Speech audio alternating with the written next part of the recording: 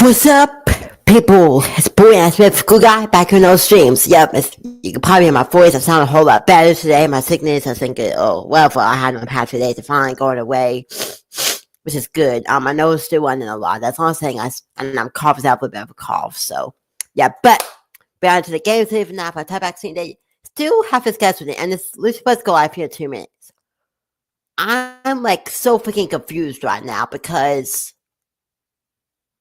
Let me show y'all, because he did put out a community post yesterday, saying, now let me show y'all. It said, let's put the pizza together. It'll be happening on FNAF second member Talkback live right here again tomorrow at 10 p.m. EST. It's about to be in 1 minute. But if not, a minute to the other long pizza not something afterwards. But if we go to the live section, it's not scheduled. I legitimately don't know what the frick is happening. I think it's canceled. But I definitely say anything. Like, they have to tell like it's canceled. They're pushing it to a different date. Otherwise, I know, and as far as everybody else knows, it's gonna happen here in 1 minute. Even though the stream isn't scheduled. I don't know what the frick is going on. How they said on my Twitter. Let me see. They said something on X. I wonder if because after I have a technical difficulties with getting the live stream set up. Trying to look here.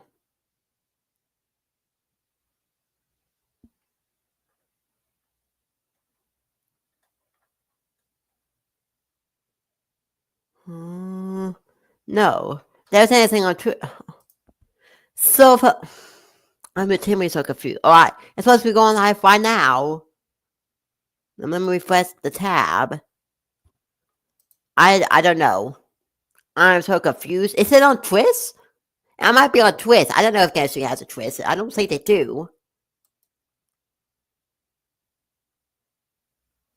Nothing. I tweeted nothing. I think it's canceled. I think that they put it for like a different date. But they haven't said anything on the community tab, which is weird. Because usually I don't know, man. This has never happened before. Well, I feel like did they just send out something? Nope. I hope that they just make a community post. Maybe they said, hold on.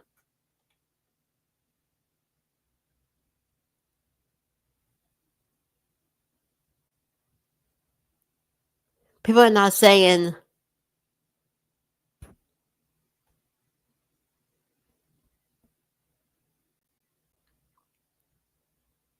Nobody's saying how is it scheduled. I am so confused because nobody's missing how the live stream is scheduled, which is really freaking weird. Or the live now. Literally the last minute they got it scheduled. Oh my gosh, finally. Jeez, our last freaking minute. I don't know why they did schedule before. Like, that must be technical difficulties or something. Alright, let me close this out. Come like, yeah, everything that's gonna cause this lag. I'll close out. Alright. Oh, of course, got an ad.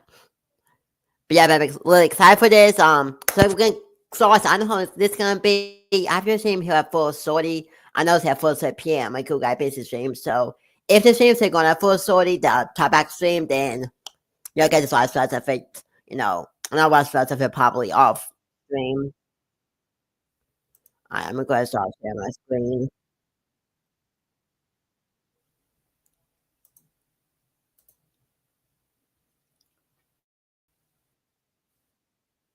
I'm gonna close that attack us. That's gonna cause lag even more. Here we go. I'm excited. Yep, fish and boy doggo.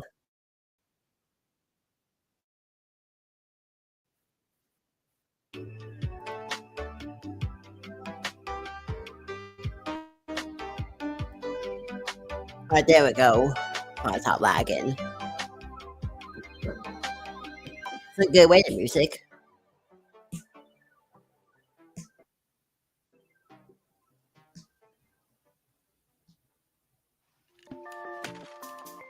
This lo-fi music is messy be music from the lo-fi channel, probably.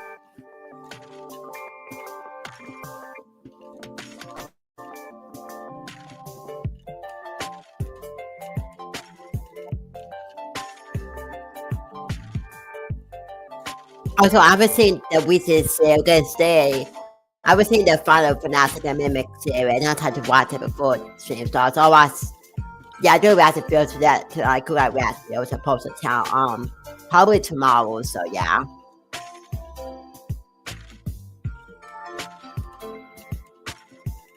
I have, and they posted a film they posted on the FNAF movie Tuesday film, so we'll also be able to ask you on that tomorrow too. So yeah. You're gonna get 2 feels on town tomorrow. None of before it's kind of like my so it's like over my sickness. If I see a feel access, and they'll be not asking you KRS today. The not asking you KRS will probably on Monday. Yeah, Monday. Yeah, then Tuesday with the field access will continue. Then with time asking the US draft to continue. Then yeah.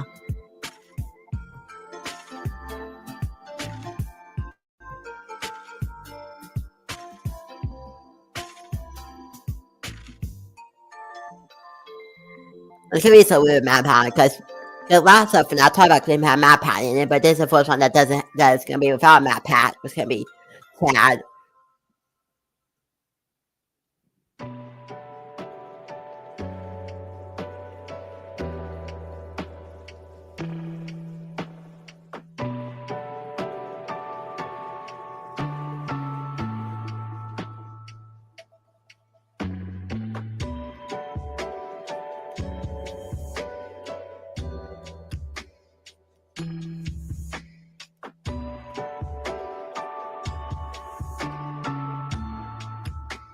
Hello, so sorry, get patient.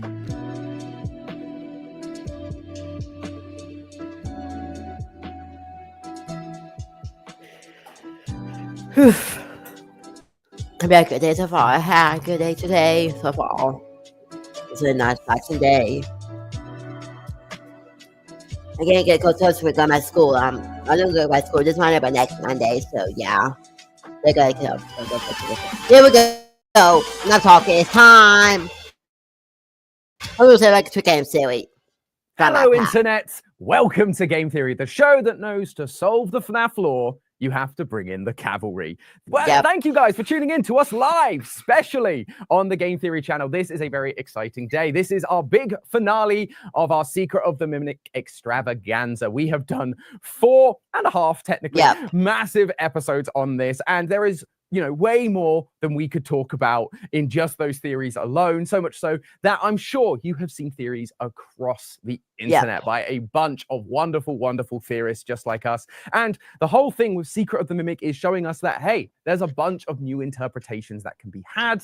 There's a sense that we have to be open-handed and be willing to discuss. And so I thought it'd be a good time to do that right here on this channel. So I have brought with me some fantastic friends of the channel, some wonderful theorists. Say hi, everybody. FNAF. Thank you guys so much for joining me. If you guys at home do not know these wonderful people, we have got the wonderful Hyperdroid, we have John FNAF, we have ID's Fantasy, Rightos, and of course the staple to FNAF, that is Orko. Thank you guys. Thank you guys for tuning in. How is everybody doing? Please lag. I took control. I said, don't get me. No freaking ass. I bad block. Question they working. Empire. Of course, there'll be more. Yeah, we're all done. We did it. Yeah, we're all done. We can all go home. Yeah, FNAF is done. Over. Finished. But I'm relieved to have done our big drive that we've been doing, and I'm excited to talk to you guys about the theories that you guys have as well, because I kind of spoke to these guys before stream, but I haven't watched any of the theories because I've been so busy in my own little FNAF bubble trying to solve it, and I didn't want to be influenced or accidentally take an idea subconsciously. So I'm really excited to dive into this stuff. So for those of you at home, today what we're going to be doing is we're just going to have a discussion. We're just going to have some fun. We're just going to talk about our own theories, about discussions from the community. And so as part of that, at the end of this stream, I want to have some questions from you guys. And so throughout the stream, our wonderful friend and assistant Bree is going to be here partially teching to aggregate all of your questions. And at the end, she will be asking us some of those. So please send your questions in the chat and we will try to get to them. Again, we may answer some of them by chance as we go through, but that is the plan. And also just give a big round of applause to Fisher, who is on tech for us as well today. Just want to make sure that the techs and the people behind the who is on tech for us as well today. Just want to make sure that the techs and the people behind the scenes are thanked just as much as the people who have taken the time to show up. So the first thing I guess we should talk about is, how are we feeling about Secret of the Mimic? What did we think? Did we like the game? What did we think of the lore? How are we feeling now that we've got 2 months out from the game's release? What? Jeez, yeah. Wow. Yeah, right? 2 months. It's crazy how quickly it's gone by. But yeah, no, I'd love to know kind of what, like, people saw mine and Ash's reactions. There were a bunch of them used in the theory today. Lots of screaming, lots of yelling, lots of freaking out. But yeah, how did you guys feel about the game? If anyone wants to go first. Easily top 2. Loved it. I mean, out the gate. Top 2. I would say easily I would probably say top 2. It's only tied with Into the Pit for me. It's a bit the last year. That's true. Yep, I agree with that. Yeah. I think Into the Pit is still. Like, I'm not much of a playing horror person, but I managed to get myself to play through part of it on my own, despite not liking jump scares. So.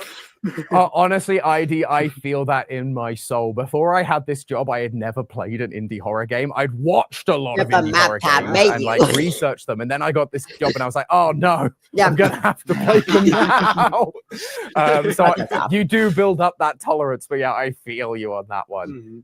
Now, how do people feel about like the scares of this game? Because again, I know that was a big criticism of Security Breach, was the fact that it wasn't as scary as the previous games. Scary, much more dark, much more jump scare heavy.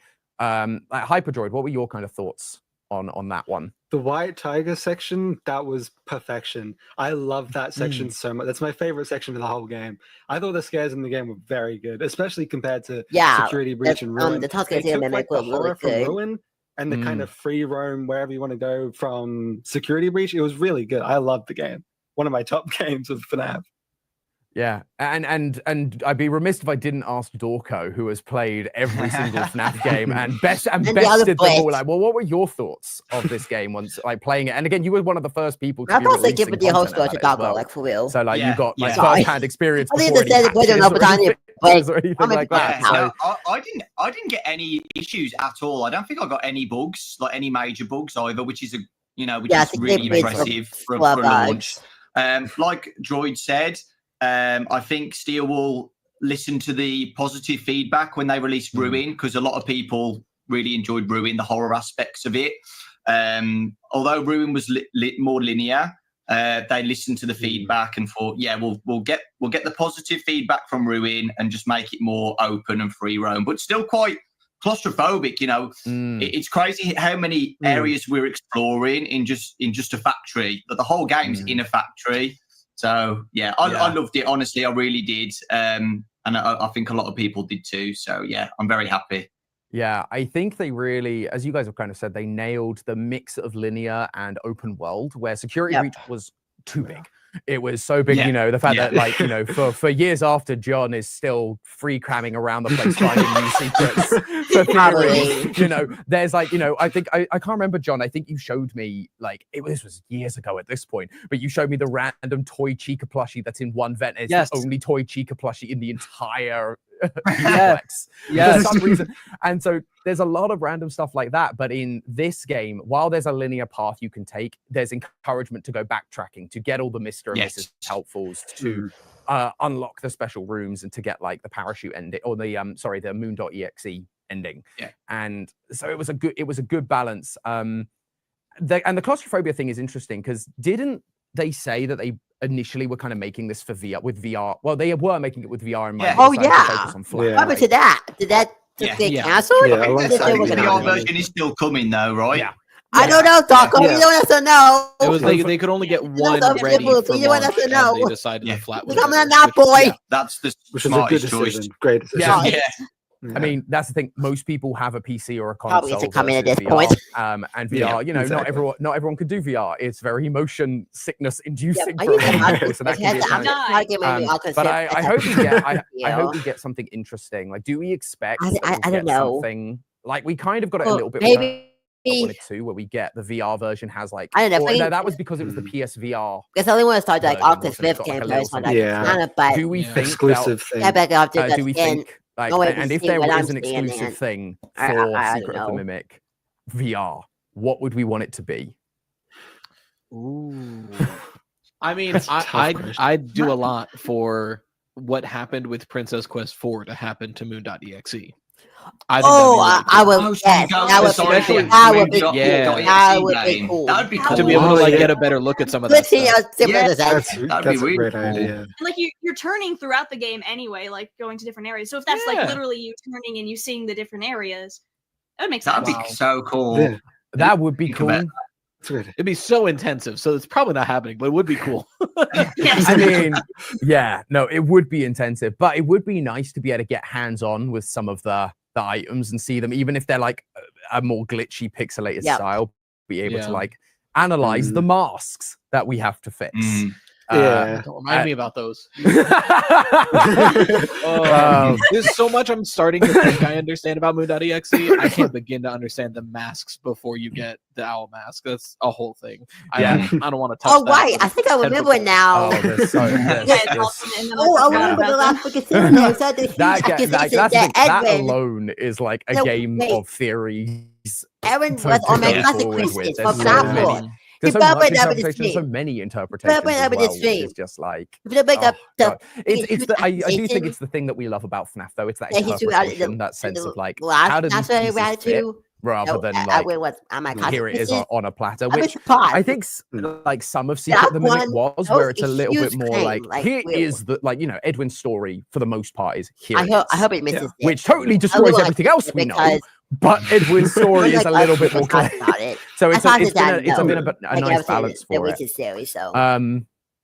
Yeah, so it's been a really, really fun time. But I think a question that sprung to my mind again, I'd love all of you guys to take some lead on this, because again, I know we are also a room full of a lot of different opinions leading up to this game. Yep. What do we think this means for the books? Oh boy. I have to talk about that. We're gonna. I'm not talking about the books. Like, it's one of those things. Oh my goodness! That is what it means right there. I love that book. Big ol' I L. love the Flex books, but I think it does work very.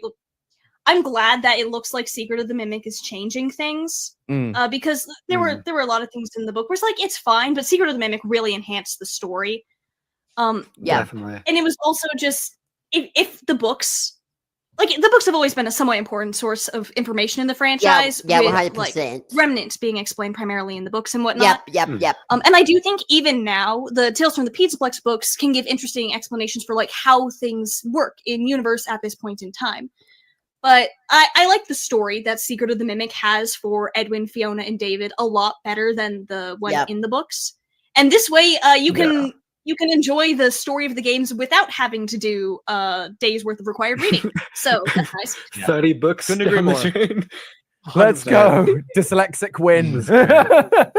Yeah. So Rye, you clearly have some strong opinions here. I'd love to pick your brain on what your perspective is on this. I mean, I always had been going in. So before a lot of like Secret of the Mimic and the trailers and stuff came out, I had always been taking Tales originally similar to the novel trilogy, kind of like you said, IDs, where like it's not the same story, but there is like overlap that you can get world building, you can get context for things. And I always said, and I think this was a podcast with it might have been one of y'all. I don't remember who was on this podcast, but I said something along the lines of if I think the Tales books are not in the games. I do not think they're the same story. But if we ever get, the name Edwin or something specifying as the Mimic, then I'll do the Stan Was Wrong song. And like a month later, we got the Edwin Murray billboard. 5 Laps of Freddy's. Yeah, in 5 Laps at Freddy's. So I was like, all right, yeah, I guess they're in continuity. And then like 6 months later, no, they're not. Okay, cool.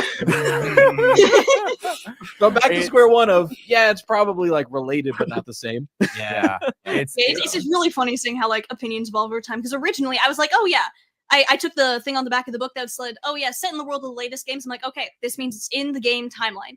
And then I started noticing issues with the continuity. And I'm like, wait a second, if this is what's going on in the timeline here, that doesn't line up with this bit over here in the games. What's going on here? And I mentioned this on Twitter, and Twitter absolutely hated that take. And time went on, and my opinion went from, okay, it's in continuity to being more like, at one point Scott said that the Fazbear Frights books were in the FNAF universe, but there are some things in the Frights books that don't really line up with the games entirely, and like whatever you think about whether or not the Stitch that don't work. So at least mine. And so I started seeing it more like, okay, there might be ideas in this book that could get ported over to the games, like the story about GGY with him being patient 46. And then those things would carry over. So I was like, okay, even if Edwin and the Mimic get mentioned in the games, that doesn't necessarily confirm that all of the events carry over one-to-one. Because we had William Afton in the novel trilogy, and those books are not in the game timeline. 100%. Yeah. No, Twitter didn't like that take, though. Same. So I was very relieved when the game came out. Sorry, on the same point, though, on books, something that does need to be addressed, and I don't have an answer for it, and it scares me to my core, is that although the story is very much different, the book story is directly referenced in the game. There are those notes written from seemingly the perspective of M1, probably, that are describing the book events. That's awful, and I'm scared of that. Yeah, no, I think in our video, I literally just went, how this is happening, I don't know, and moved swiftly on. I've got I don't know if I believe it. Explanation for this. Yeah, it's. I think there's going to be some interesting things when it comes to. Again, we've got Mimic, we've got AI, we've got, again, we kind of explored the idea of an AI taking on bad information and getting information from weird places. I know some people have wondered if the books are in the game continuity as like books in the same way that the games are in the continuity. And so that might be an explanation. It might be why we have like fetch on an arcade machine in Security Breach.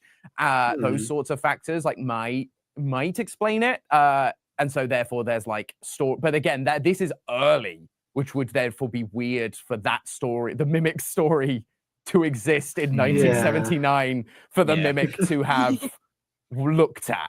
I don't know. Who knows how advanced? They prophesied Fazbear prophesied their own future. Who knows? But I have been meaning to ask because Hyperdroid, I know that you for a long time have been a proponent of games being canon. So no, I just this is the thing. We're all friends. This is all part of it. This is not we're not here to dog on anyone for anyone's opinions. And you know, it's just a fascinating thing and Secret of the Mimic has been very clear that we have to be open-handed and like look at stuff. But I'd be fascinated to know like your perspective as someone who was a big fan of Tales games and the books are in continuity, how you now feel with the lore of things now. Yeah, I actually really love that they're not canon, honestly. Just because fantastic.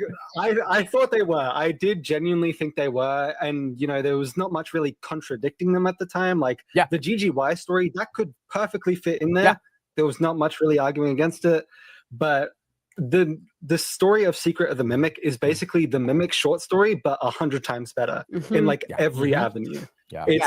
It's just a better story. And so I'm glad they're not canon, even though I spent the last like 2-3 years thinking that they were. But that's fine. I mean, technically they are still canon, just a different continuity. Yes, and that's a whole thing, right? And I think I think it's good, and I think that's again, part of the fun is being willing for us, all of us, to be willing to change our minds. Like, you know, Rye was talking about it leading up to the game coming out, like his mind changed.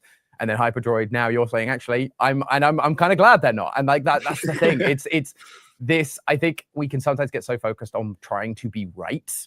And like, you know, because we want to be, because the story isn't there. Yes. And so we're like, please, we need to solve this. And then it's nice to be able to step back and go, hey, actually, I was wrong, and we can do that. And I've had my fair share of that with, basically all my predictions for Secret of the Mimic were totally off base, but it's part of the fun. It's all. But you bring up like this again. I think we've all talked about it, and ID, you said like the story of GGY could basically be transferred almost one for one, and it doesn't mean that isn't what happened. It's just that thing of like game continuity and going, that's the evidence we have. So it's not to say it couldn't. It's just we don't have strictly direct. Exactly, which I think is good. But we've talked about Edwin's story and how we all have loved the new story. Like, what has been. Why is it that you guys love this story? What is it like? What characters is it that has helped? What development do you think has made this story a deeper story, that it works better for like the FNAF lore in general, but also just generally storytelling? Just to make sure we're going through. John, what are your thoughts? Hi. So about the book stuff, I think a lot of people. I think I was saying. That's all right. Me and ID take the big after this game. It's all right. But I think a lot of people have this black and white mentality when it comes to the books. Like they either all need to be in continuity, every detail needs to line up, or they're just all not. And I think it was never that black and white. It wasn't. And I think the reality of what you said, what makes this game a better version of that Mimic story is the Mimic story from the books. It would be very hard to adapt that into a fully fleshed game, because when you break it down, the setting of it is just an empty factory where the corner is just a little living space and a workshop, and that's it. Yeah. And it's tiny. It just wouldn't work as a game, so they had to fully flesh it out. I always thought that it would be very hard for them to adapt that story one-to-one to the game and keep every single detail the exact same as the book. So I do prefer the story in the game to the books as well. And that's kind of my thoughts on that. On that. Yeah. I think that I think Steelwool did a great job with the story because of the tapes and the voice acting. Yeah. I remember constantly, like before the game was released, I was like, Steelwool, please do voice acting, please do tapes of like Edwin. I was surprised about Fiona. I wasn't expecting Fiona, which was also good. It developed the bond between Edwin and Fiona more, and oh my god, my brain's gone wrong. What's his name? What's David? David! As you talk he gives way a break. You see this like down him on his Taco Live tag. This way a break. The whole family relationship with the tapes, and the end as well, when you go to Edwin's house and you find the film tapes of David's birthday.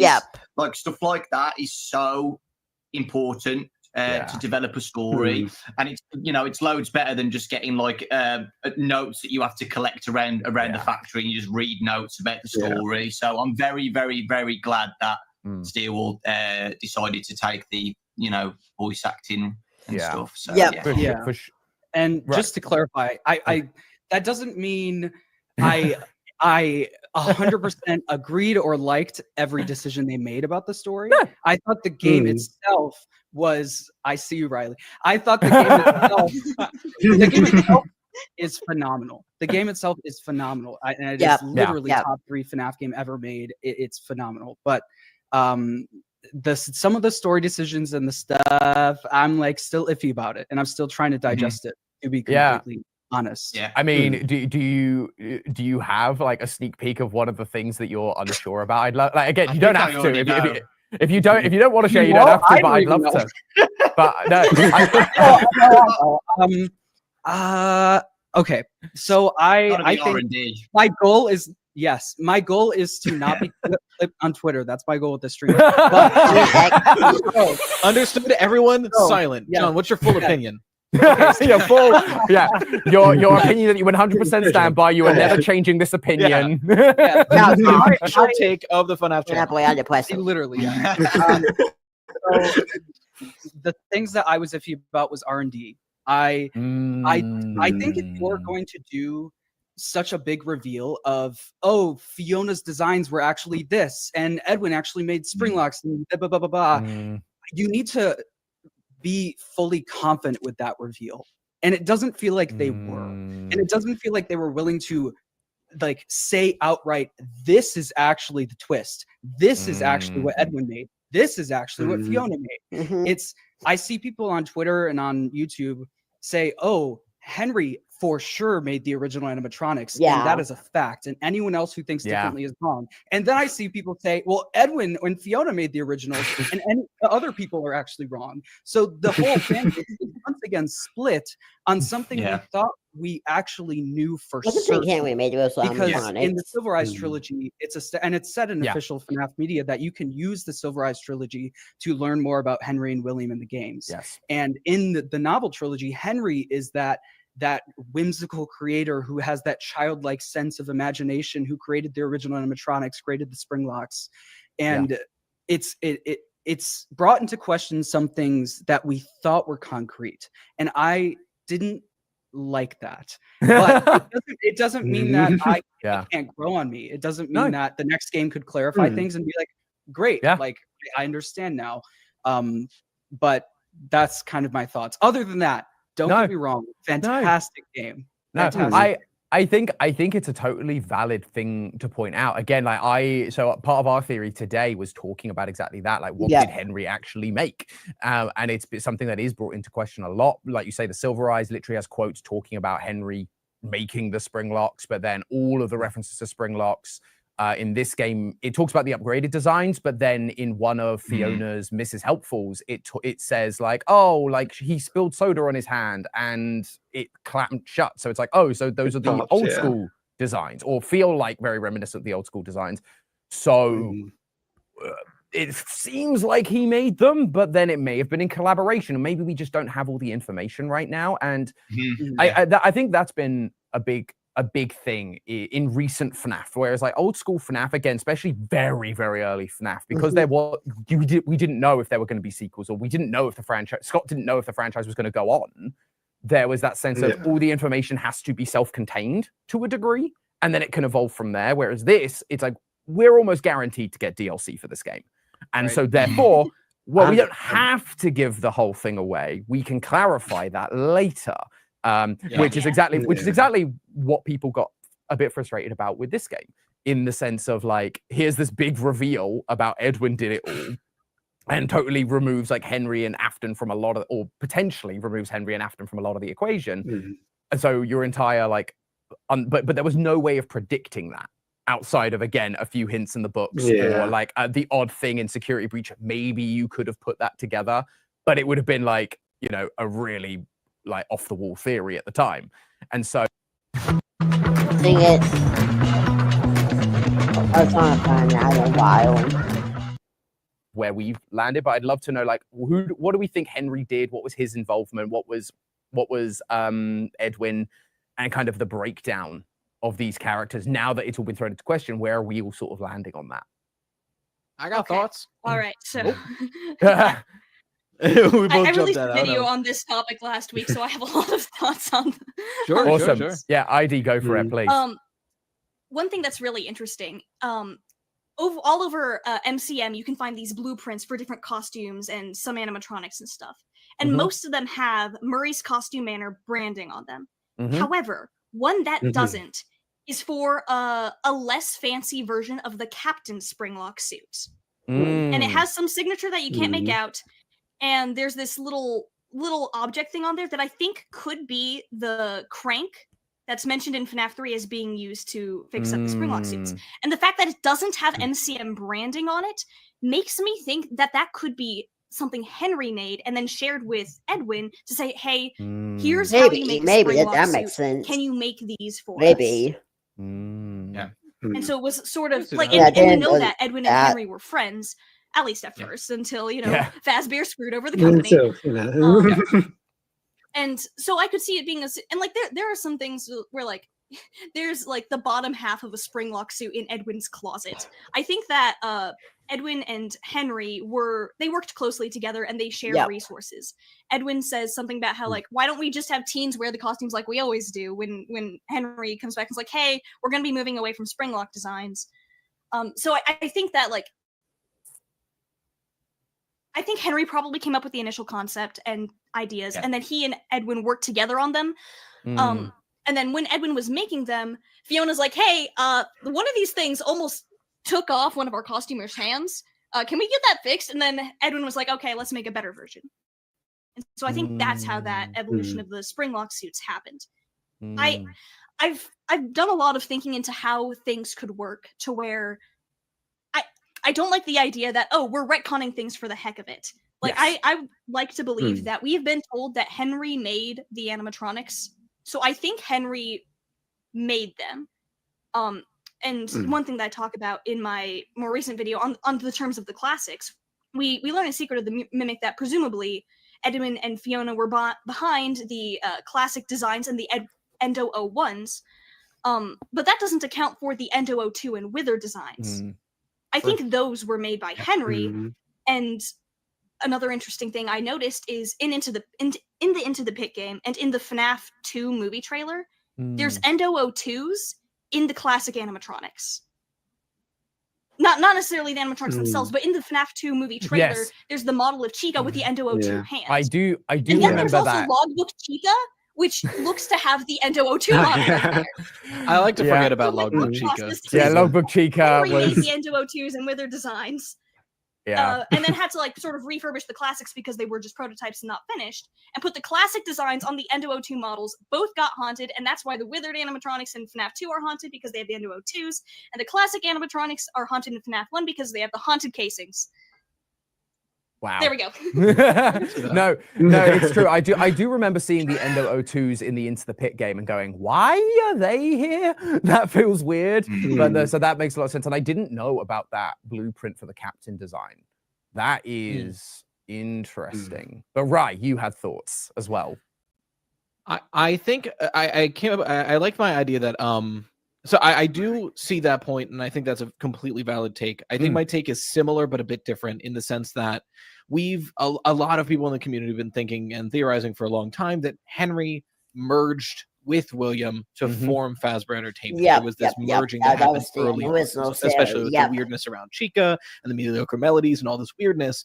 I think that's still true. I think Henry was part of MCM because we get that note in the executive, the office, you get the executive access. We get that note from William sending to a mystery employee, hey, I still need that staff contact list. How would you like to manage one of our branches? It's like very like shake hand deal thing. And my thinking is that if it's in that mailbox, which is in the executive office, then whoever received that, and if they had the staff contact, then it makes sense for that person to be an executive. And we have two known executives, which is Edwin and Fiona. And I don't think either of them made that deal, which tells me there must have been at least one other executive. And then we look at what has Edwin himself made in Murray's Costume Manor that's successful. There's the Cleanovac. Yep. So I don't know if realistically, I don't know if he's this genius inventor. So I think it makes a lot more sense if Edwin is this ideas guy who had a couple small things that kind of worked, and he was thrust into a CEO position, and he needs someone who's good at inventing so that he can be like, here's my invention. What do you think, Hen? So I think there's this like at least three of the executives where we have Fiona who's coming up with character ideas, Edwin who's this like invention idea, and Henry who's the guy making the actual things. And then that's part of the idea of like the thing that everyone's been saying for a long time, that Henry merged into Fazbear, and that's when the animatronics really kick up. Maybe Henry was one of the first poached employees by William Afton in this whole stealing. And then that's when Henry joins Fazbear. That's when a lot of this joins over. Now, there is one issue with this idea, and there's one email that makes it seem like Henry was already involved with Fredbear's Family Diner before the events of the game. If that's true, could be out the window, or it could be just a matter of, we know for a fact that Murray's Costume Manor and Fazbear Entertainment had been talking for a long time, because even, Edwin's dad was like, don't trust these guys. So like there has been communication between these companies before. And then the whole, I got the design from Hen.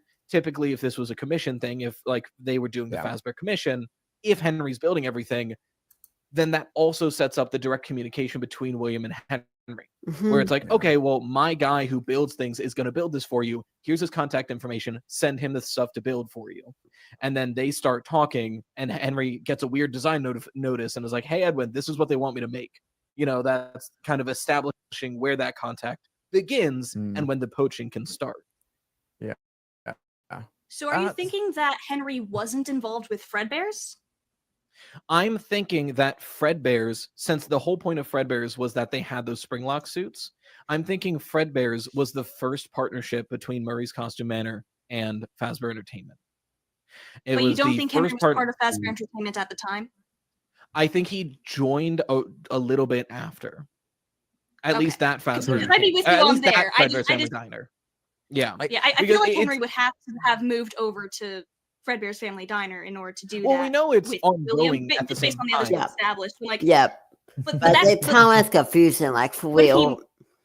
I'm just wondering how the poaching would work in that context. Yeah, I don't know. I think it's a matter of, it's a bit of a sloppy timeline of when the poaching starts and how long both companies are going on for as the poaching is going on. Because like we know Fredbear's, at least we're fairly certain Fredbear's existed after 1979, right? Which is when the game is taking place. So how much of that, especially considering the idea of, don't you want to manage one of our branches?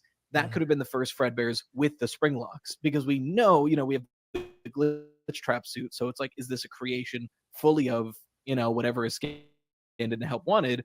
Or was the original Fredbear's just felt suits? And the one that co-opens with Henry as the manager is the first Springlock Fredbear's. Was this a franchise? Yeah. Because it does seem like this game is establishing Fazbear Entertainment as a company was a lot bigger than we thought initially. Early on, yeah, because I always was of the opinion that Fredbear's was like this startup they did, and then they opened Fazbear's. But very clearly, Fazbear's Entertainment existed to the point where Edwin Sr. dealt with them. Yeah, that was something we pointed out. We looked at because he says, Edwin says, my dad warned me about this. Dad was right. Dad was right. So it's like, he has to know. I think, but you also bring up something very interesting, Rai, which is the dichotomy, like, because you're kind of, again, your idea is that Henry is responsible for making some of these machines, right? Yeah. And that Edwin is the ideas guy. But it kind of putting some of that aside, it's an interesting dichotomy that the game presents about Edwin, about him being this genius inventor who is rushing stuff and getting a lot of stuff wrong, and stuff is breaking and not having a load of success, but at the same time pleasing Fazbear enough to keep having work coming in despite all these failures. And so it does feel like there's something about, like, even though Edwin was failing on kind of a lot of other fronts, he was clearly good enough at something that Fazbear were like, yes, this guy, we're going to go with him. I think it's the original Murray's business, which was making suits. Yeah. He's fine at making suits. Fiona has great designs. He's good at doing that. It's these inventions that he's like, this will be the new direction of the company. Cut to the company 3 years later. Like, so I think it did really good right off the bat, and then you look at all the return orders, and it's like, by the way, Steve, exactly. Your invention realize my dog. Yeah. No, it's again, and this is the joy, is there are so many ways we can look at this right now, which I think is fascinating. And because the other thing that just popped into my brain when you were just talking about ID, when you were talking about the designs of like the Wizards versus the classics, and like because we've talked about it, and Brian, you also talked about the merging stuff, and we in the past have attributed it like, oh well, you look at the mediocre melodies, who we now know were made by, or at least that company was made by, what, Stan? and one of the other disgruntled employees who left is like, hey, we're going to take this, we know about the restaurant concept. We're going to make our own thing with these mediocre melodies. And so that's, but we've always attributed that design of like the hinge, either the hinge jaw or the up-down jaw to Henry because of the mediocre melodies in FNAF 6. And the Wizards share that design versus the classics who don't. And so the difference between Fiona's designs, Henry's designs, but the weird thing that popped into my brain is that is also the design of the new Fredbear and Spring Bonnie that we see in R&D. They have that up and down design, which makes me also wonder whether that is the Golden Fredbear design that kills David Afton. Because if you think of the pixel art, hey, this looks kind of similar to the FNAF 4 one. It's the up-down jaw rather than like the Golden Freddy we see hunched over in a corner in the original games. And so that was just the thought that came to mind. But again, it's just there's so many things that you can take out. It's like, where does the influence of Edwin on Henry and vice versa end and begin? Because it seems like they work together. So I can see like some of their design philosophies merging with each other. Yeah, exactly. And so that's the thing. And so a thing that we've looked at and gone, well, this is a Henry design because of XYZ. You go, it kind of could be anybody. Like if they've been influenced, which is fun. There's so many weird design things that line up that make me scared. One of the ones that got shared on Twitter soon after the game came out, the base of Mr. and Mrs. Helpful that attaches to the talking machines, that midsection looks incredibly similar to the midsection of the Mexis entity right before it digitizes. Yep. And that makes me uncomfortable. I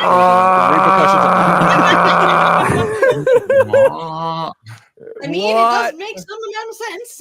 I mean, he made them both technically, if that's the entity that carried over. But why is it a rabbit? Yeah. Well, let's talk about that. Let's talk about mixes. Let's talk about mexes and Fiona and all of this. Like, sure. Like, Hyperdroid. What are your thoughts on that? On the whole mixes, Fiona, literally anything. I think Fiona is just Mexis. I think I agree. I think that last set too. There's this one scene in Ruin where Mexis gets stuck or like trapped or whatever.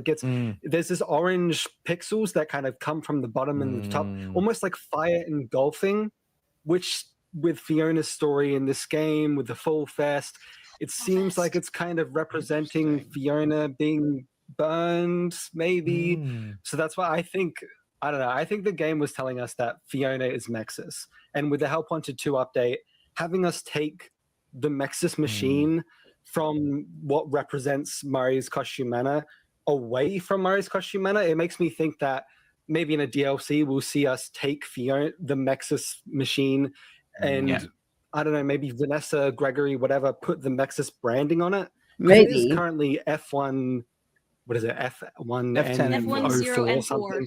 Yeah. So something happened between them. I'm not too sure about the in-between part, but I do think Fiona's meant to be Mexis. Yeah. I will say, because it's something that I noticed, Dorko, I want to hear your thoughts. Absolutely. It was just something just on the Mixes branding. It's something I kind of had to glaze over because it ruined something when I noticed it.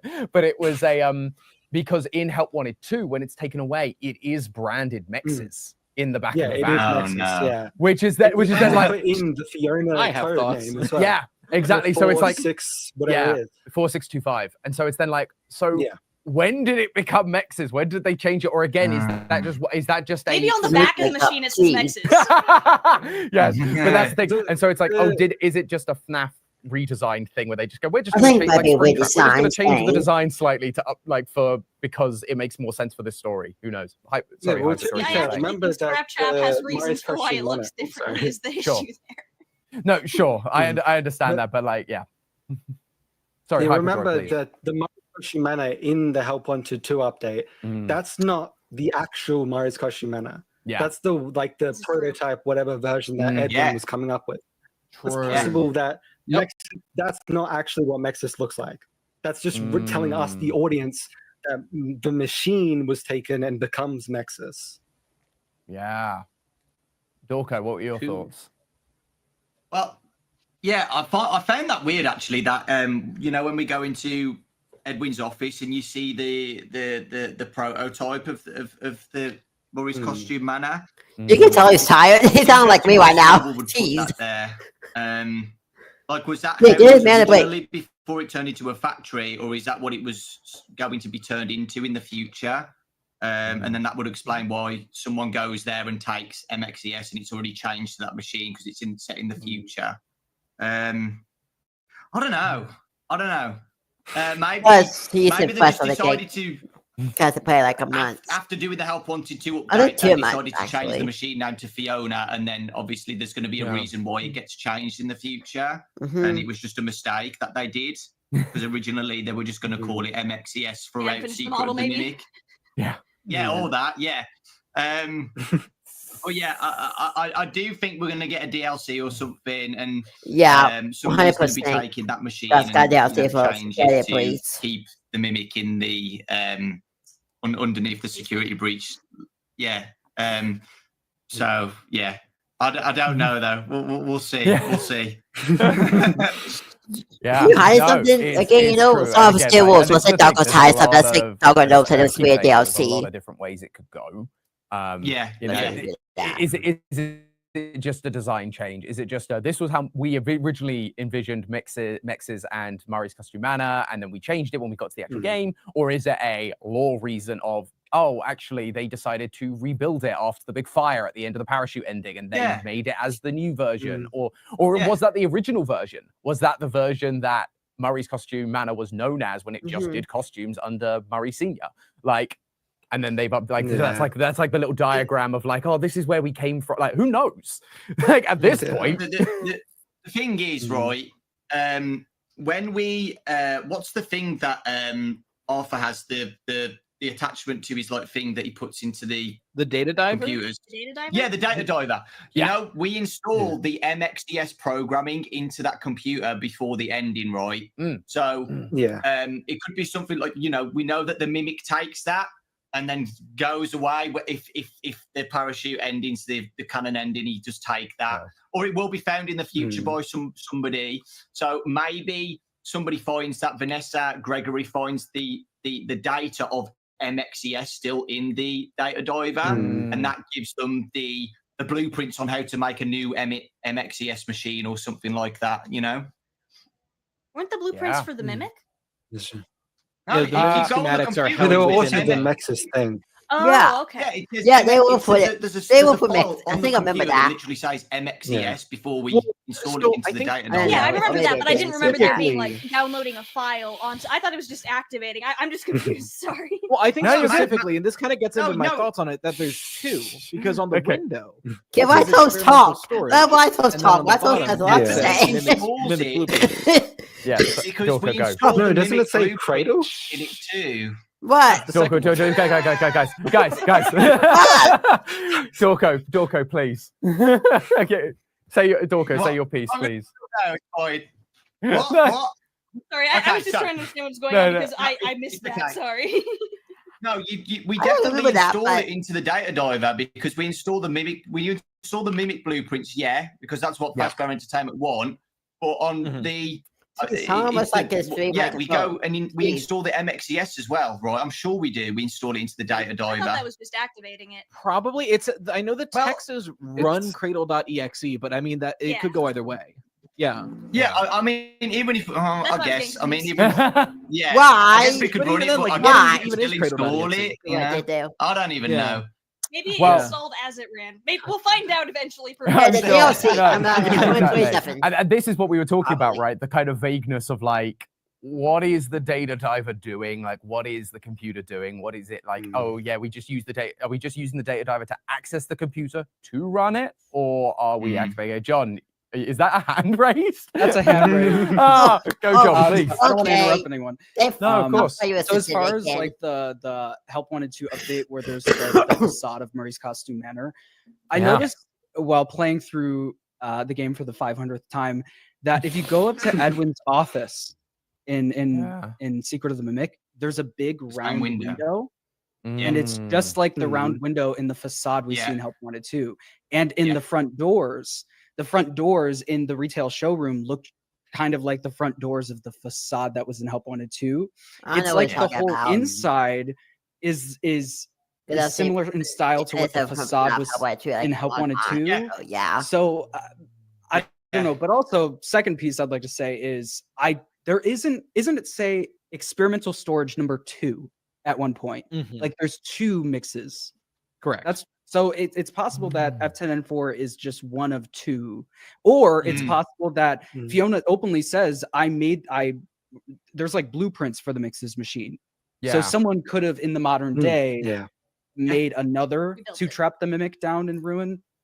I don't know. That's my 2 cents. I mean, it's worthwhile that the one you're talking about, the one that isn't, that likely isn't Fiona. We're not sure exactly which one is which. That's the one we get the mimic schematics on, right? The whole idea that this thing contains a mimic. Yeah. Yeah. Gosh. Yep.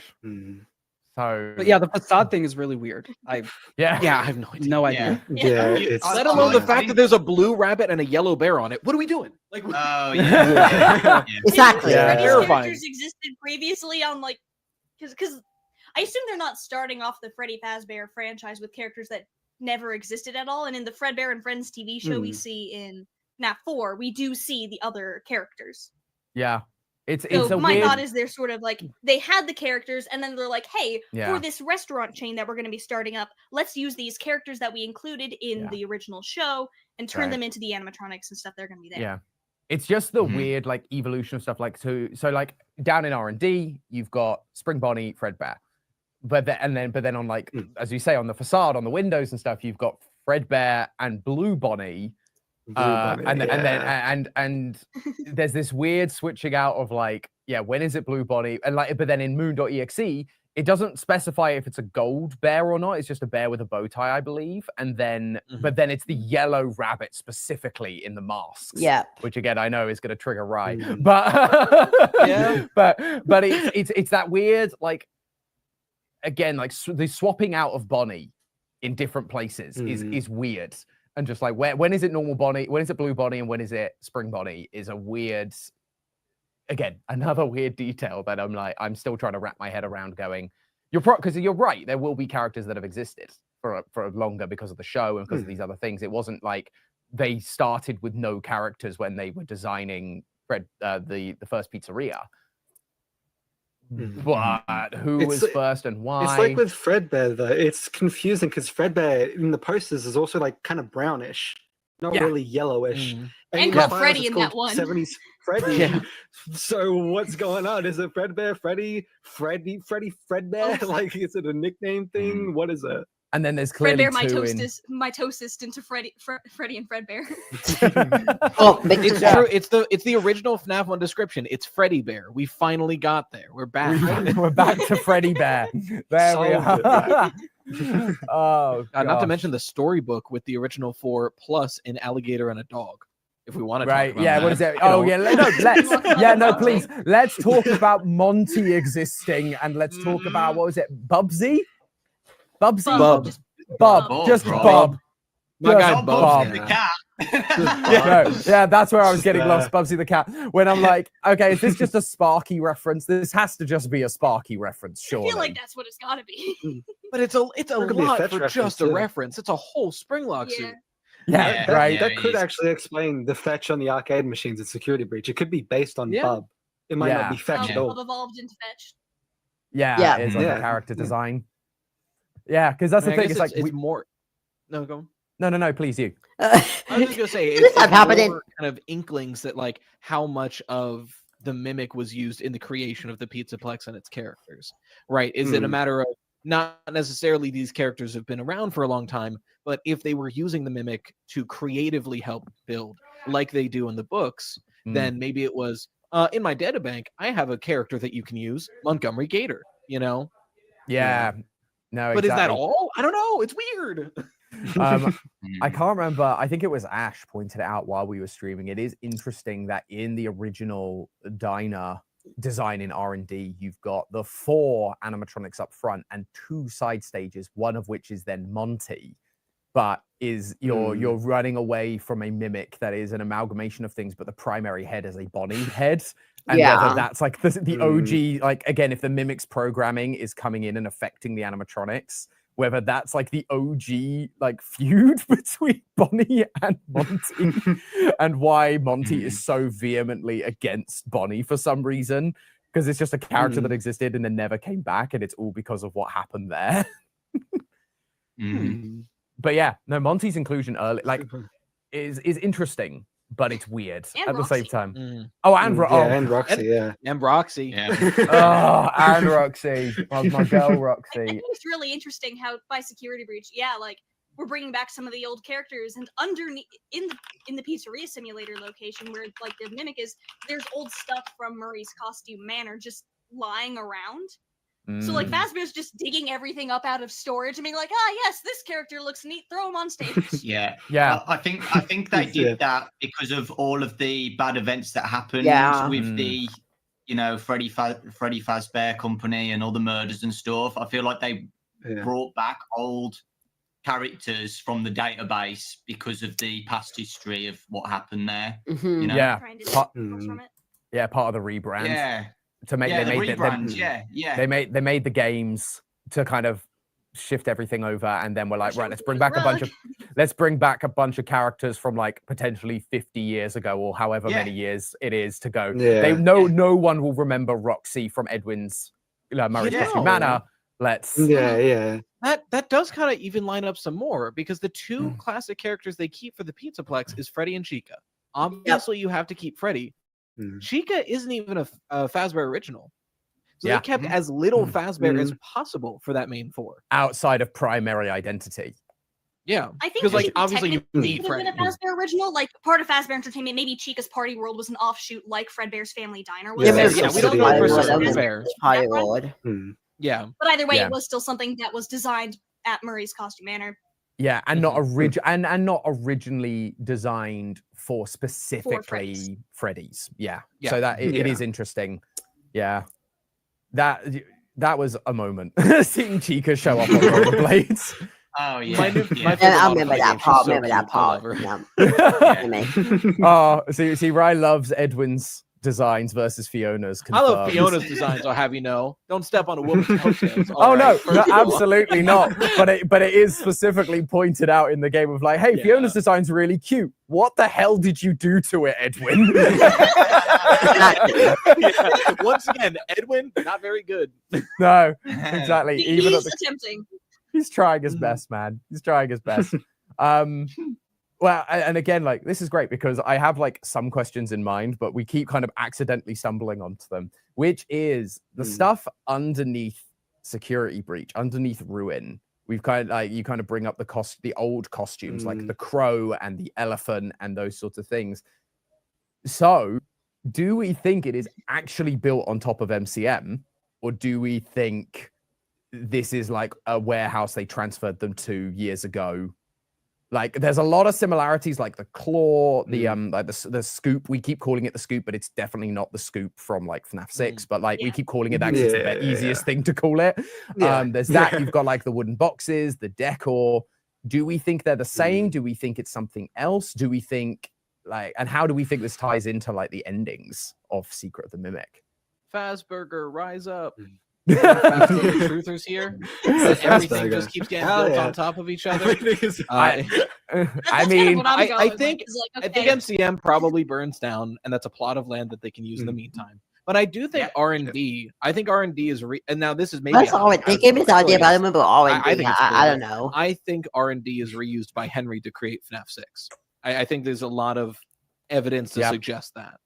And then that explains why the basement kind of looks like FNAF 6 and kind of looks like R&D. Not to mention it's connected to sister location and so on and so forth. Sorry, ID. What was that? In Ruin, there was stuff in the files for there was going to be like a secret pizzeria area that was supposed to tease Carnival the next game. Yeah. So I think that it was originally going to be not the next game, but like Secret of the Mimic. So I do think it is a case where like that could have been originally what they were planning to do, and then when Secret of the Mimic came out and there was the R&D section with all of the Freddy's animatronics like under MCM, that would have been a way to be like, hey, this is the same place. And the fact that they left that in there in the Ruin files, and this is after the Security Breach stuff where they, at least I think it was they left in the files after the that's security right. breach stuff, and they're like, oh shoot, we shouldn't have left the name Cassidy on the princess, right? I think some of that might have been intentional. Be like, hey, keep this in mind. Yeah. No, it's true. Because in that cut ending you're talking about, there were models for Freddy, Bonnie, and Chica. So it's like that is R&D. Yeah. Yeah. Yes.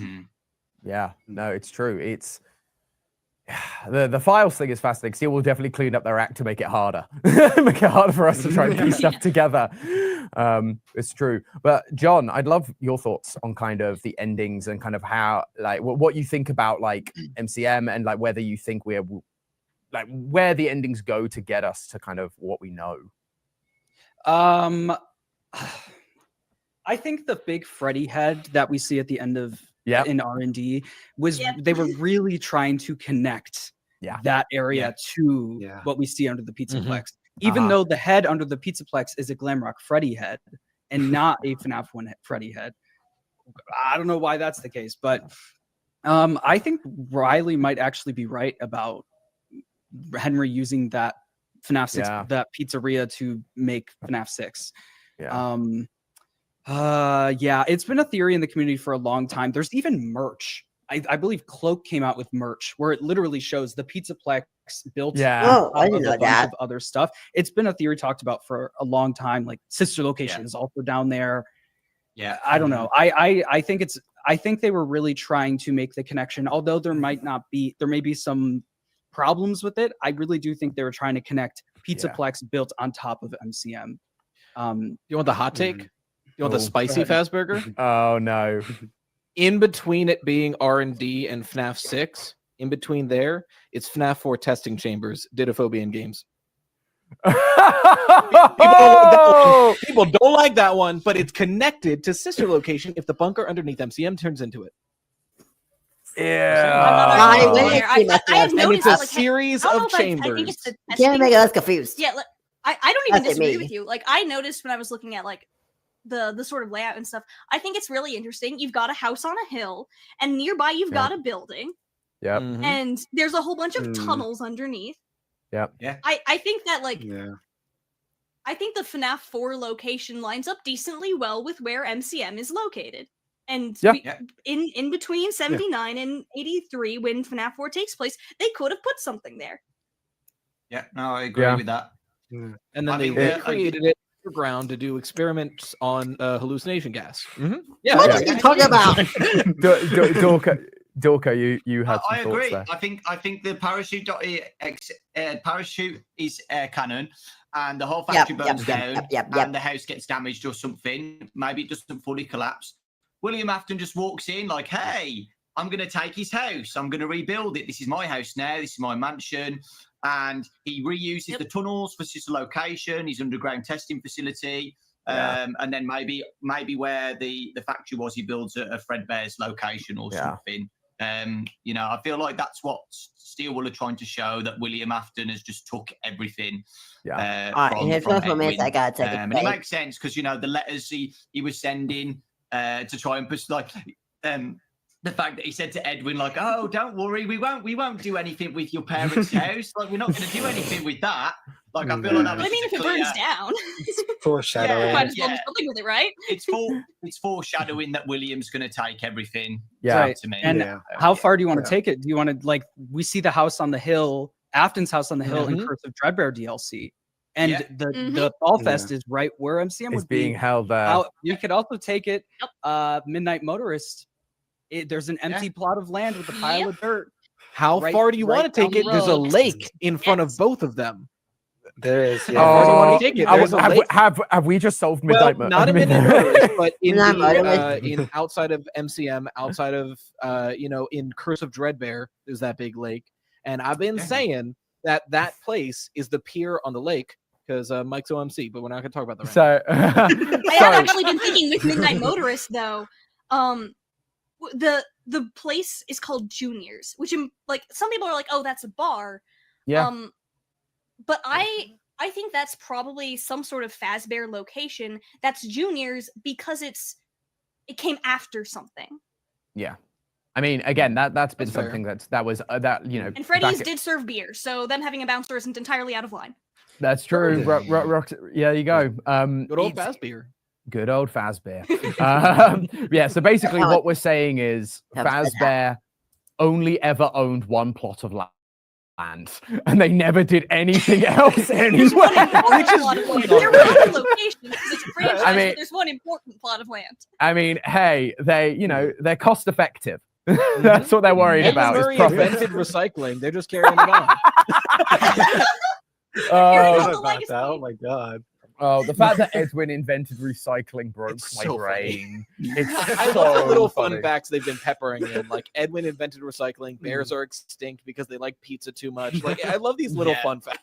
Yeah, like I did want to go through and go, right, what other things were invented in the 70s that based on what we see, we can attribute to Edwin?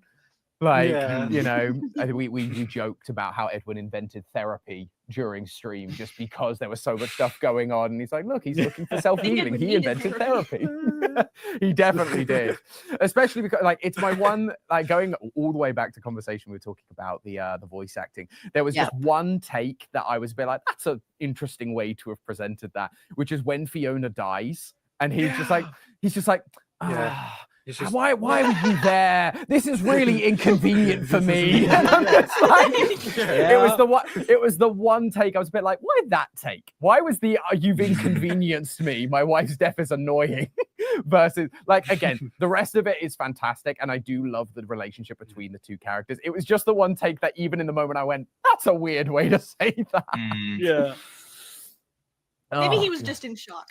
Yeah, well, and that's probably it. Could have been, yeah.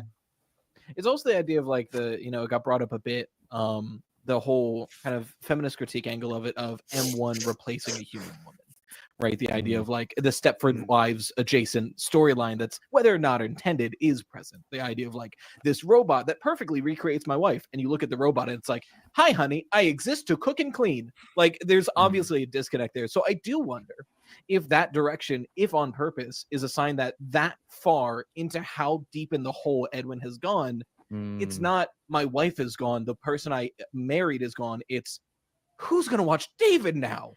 Basically. Yeah, no, I think that's probably it.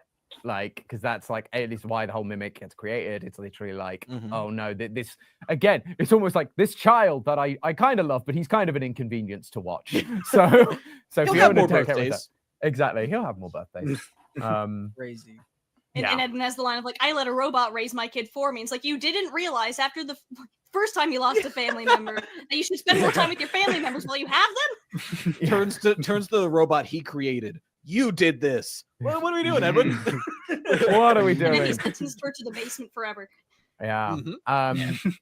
But that again raises a good point. How do we think M1 learnt to be Fiona if Fiona's already dead? I think it has something to do with there's so in that area underneath where the white tiger stuff is, there's that room where there's the recording of Edwin hearing something over the radio on a specific signal, and it's a copied line from one of the birthday tapes. And I've heard it suggested that it's a spirit box type thing, but the fact that it's, why would the thing is, the way spirit boxes work is it scans radio frequencies in order to get bits and pieces of stuff that's being broadcast over it.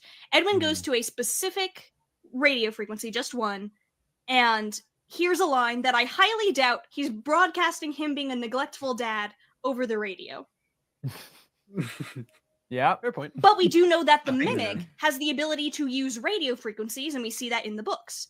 So I think by that, the way I sort of understand it is, he's probably already been working on mimic-related things, or things that could become the mimic, or maybe he's even already made M1 at that point, because he introduces M1 to David as, hey, this is M1, not, hey, this is your mom. It's like, hey, this is M1, M1's going to be your babysitter. So M1's around the house, and M1 could have picked up on that, could have gotten because she's around, she would have seen that Edwin and David are missing an important figure in their life, and decided to fill that void and became Fiona as a way to do that. But she's definitely not a perfect imitation because, like, Fiona has a very clear personality. She's very nice, but she also, like, when she has something to say, she will say it, and she's like, Edwin, why? Your child is having a birthday. We have guests over. Why are you doing work right now? Fix the springlock suits. It nearly killed one of my costumers. But meanwhile, M1, she's sort of this idealized version of, like, just perfect housewife. And like, I feel like if it was a case where it was actually Fiona's ghost, she would act more like Fiona. But she acts more like, okay, she is filling the role of wife, and she knows things because she has seen recordings, and so that's how she's able to imitate stuff. So that's the way I've sort of understood it. Yeah. I 100% agree with that, especially because the game itself has Edwin himself saying, "You're not her, stop sounding like her." Same with M2 as well, I think. Whereas, like, "You're not David, stop sounding like him, stop acting like him." It seems like the game is trying to say, these aren't the actual people, these are the mimicking those people because of X, Y, and Z. Yeah, and because M2 was made from a copy of M1's program, it would presumably have all of the data M1 had of how David acted, because M1 was there to see David grow up because she raised him. So I think that would, and that's actually, we talked about it before, there are those notes that seem to reference the books. I think that's actually what's going on there. The memory, I have it pulled up. the memory or error thing says, we were expecting, there were complications, consciousness was lost for an undetermined time. Once I woke, we were all together and happy, a family, but something was different. I felt wrong somehow. Was I me? I would never sleep again. And I think that's sort of the copy of M1 that was M2. M1 was around because she was presumably sentenced to the mixes machine when Edwin tried to start over with M2. And that's why M2's body's the same one, in my understanding. And this memory error report would be M1 shifting, like the M1 copy shifting to become David, because M1 wanted a son. M1 wanted her son back. And so this was like, hey, the family's all together, but I felt wrong. Was I me anymore? Like, was I me? So I think that the way that worked is, it's not a reference to the books, where yes, Fiona did die in childbirth. It might be a bit of a reference to that, but M1 was expecting Edwin to recreate David after he died. There were complications, he wasn't able to do it. Then he took her out because he didn't want to deal with his fake wife anymore. And then M2 wakes up with the copy of M1 and now feels different. That's a the great noting idea. of 2 is pretty interesting. I really like that. So I really like that idea. I love everyone's cogs are turning right now, going, huh? John, this please. topic of how Fiona started mimicking, or M1 started mimicking Fiona, was the topic of my one theory I have on Secret of the Mimic. There's more coming, but there's only one. I really think it was the mycelium men and the inventions, because they were scattered all throughout the house. They're scattered all throughout the facility. They were listening to everything. And we learn that they were the first thing that Edwin made after he took over the company from his dad, those inventions. And in the commercials, you can see that the Mimic program is already inside of them. Like in the commercials, there's also a bunch of spirals, like the Mimic's eyes. And basically, my whole theory was that the mycelium men were always listening. And when Edwin said, "How am I going to raise a kid on my own?" they did something about it and started mimicking Fiona. And that doesn't mean that there's not a like fourth closet type, like Edwin beat up the Mimic and poured his agony into the Mimic and there's agony in it. Doesn't mean that can't happen. But I don't think Mimic's Fiona's spirit is possessing the Mimic. I think it was the M0, I call it. That was in those original inventions. I call it. Yeah, I got it. Yeah, I struggled to explain that well. Sorry, you're all good. You explained it fine. No, I like that. That's a right, please. Yeah, I think you have a different. Yeah, why I was all on board with possession, and my main issue, the main reason I keep going back to it, is there's the one line we get from Edwin when he's struggling to make M2, and he's like, I can't figure this out. I don't know. I don't even know why M1 worked, but I can't get it to work again. You know, and my thinking was that the secret spice? Was that the sauce that the dish was missing to make it not necessarily more accurate, but actually latch on to someone versus how we see M2, which is kind of everybody. I don't know if I am in favor of the possession angle there. I think if anything, it would be more if there is some kind of possession going on, I think it would be more of like a loose energizing possession like we see in the Silver Eyes, where it's like, sure, they are animating these animatronics, but it's more of a matter of powering it in a sense, or the idea that the books say with agony, you know, you can attach agony to even an artificial intelligence and make something out of it. But that kind of goes into the idea of like M2 specifically, if there was a possession with, say, Fiona or something like that. When we get to M2, Fiona, you know, if M1 is taken out, if there is any sort of possession, it wouldn't follow M1. You know, we get the idea that like spirit seems to be attached to metal in that sense. So maybe that's part of the reason why M2 is so nearly indestructible, is that it has this energy flowing through its endoskeleton, whether or not it's necessarily piloting it. No, I don't think that it's a spirit doing it, but we do know that emotions and memories can can still haunt metal. So I think there could still be remnants involved with M2, even if no spirits are actually involved. Where like David and Edwin's grieving over Fiona, and then the grief over David. Those emotions haunted the mimic, and that's why it is the way it is. I could see that. It is, especially a robot as a caretaker. There's a lot of weird emotions going on. And then like we like in the Silver Eyes trilogy, Henry's emotions haunt a doll, and then the doll is moved from body to body, and that's how Charlie's. Yeah, it's true. And if we want to get into it, what did William do with the largest iteration of that creation? Take it and make it his own. Yeah, it is.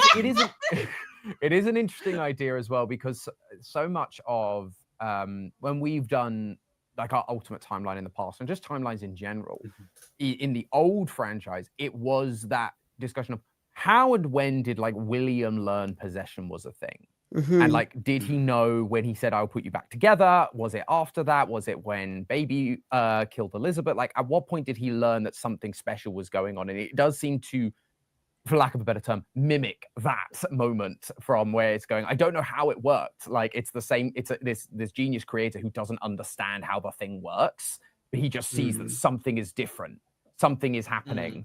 And it could be a spirit, it could be that Edwin, again, we also know is just not the greatest of creators, and so he's just like, I did something right and I don't know how. It could just be the explanation of why M2 was a copy, because he did it right once. Copy it again. Just copy of it, stick it back in the body, call it a day. Exactly. So there's a lot of different, like, it's that interesting parallel to like William and stuff, and again that idea of making it his own and like just imitating. It was part of what like part of today's theory was for us, which was that idea of the story repeating itself a lot, where you have these moments of Edwin like, oh, I don't understand how this thing worked, and then Afton suddenly goes, oh, possession is a thing, I don't understand how this is happening, so I'm going to kill kids and experiment. Like, there's a bunch of other, as you do, you know, that's the natural conclusion. But it's just that sense of how do you like these stories replicating themselves over and over again. I know there is a theory in the community right now, I forget what the name of it is. Rye, I'm sure you're God David, where it's just like, history is like David's like story is like David. Due to repeat over and over again. And that's God David. Chad and Gregory, I don't take it in quite as literal of a sense, but it does seem like there's something connecting them. Those who don't learn from the mistakes of the past are doomed to repeat it.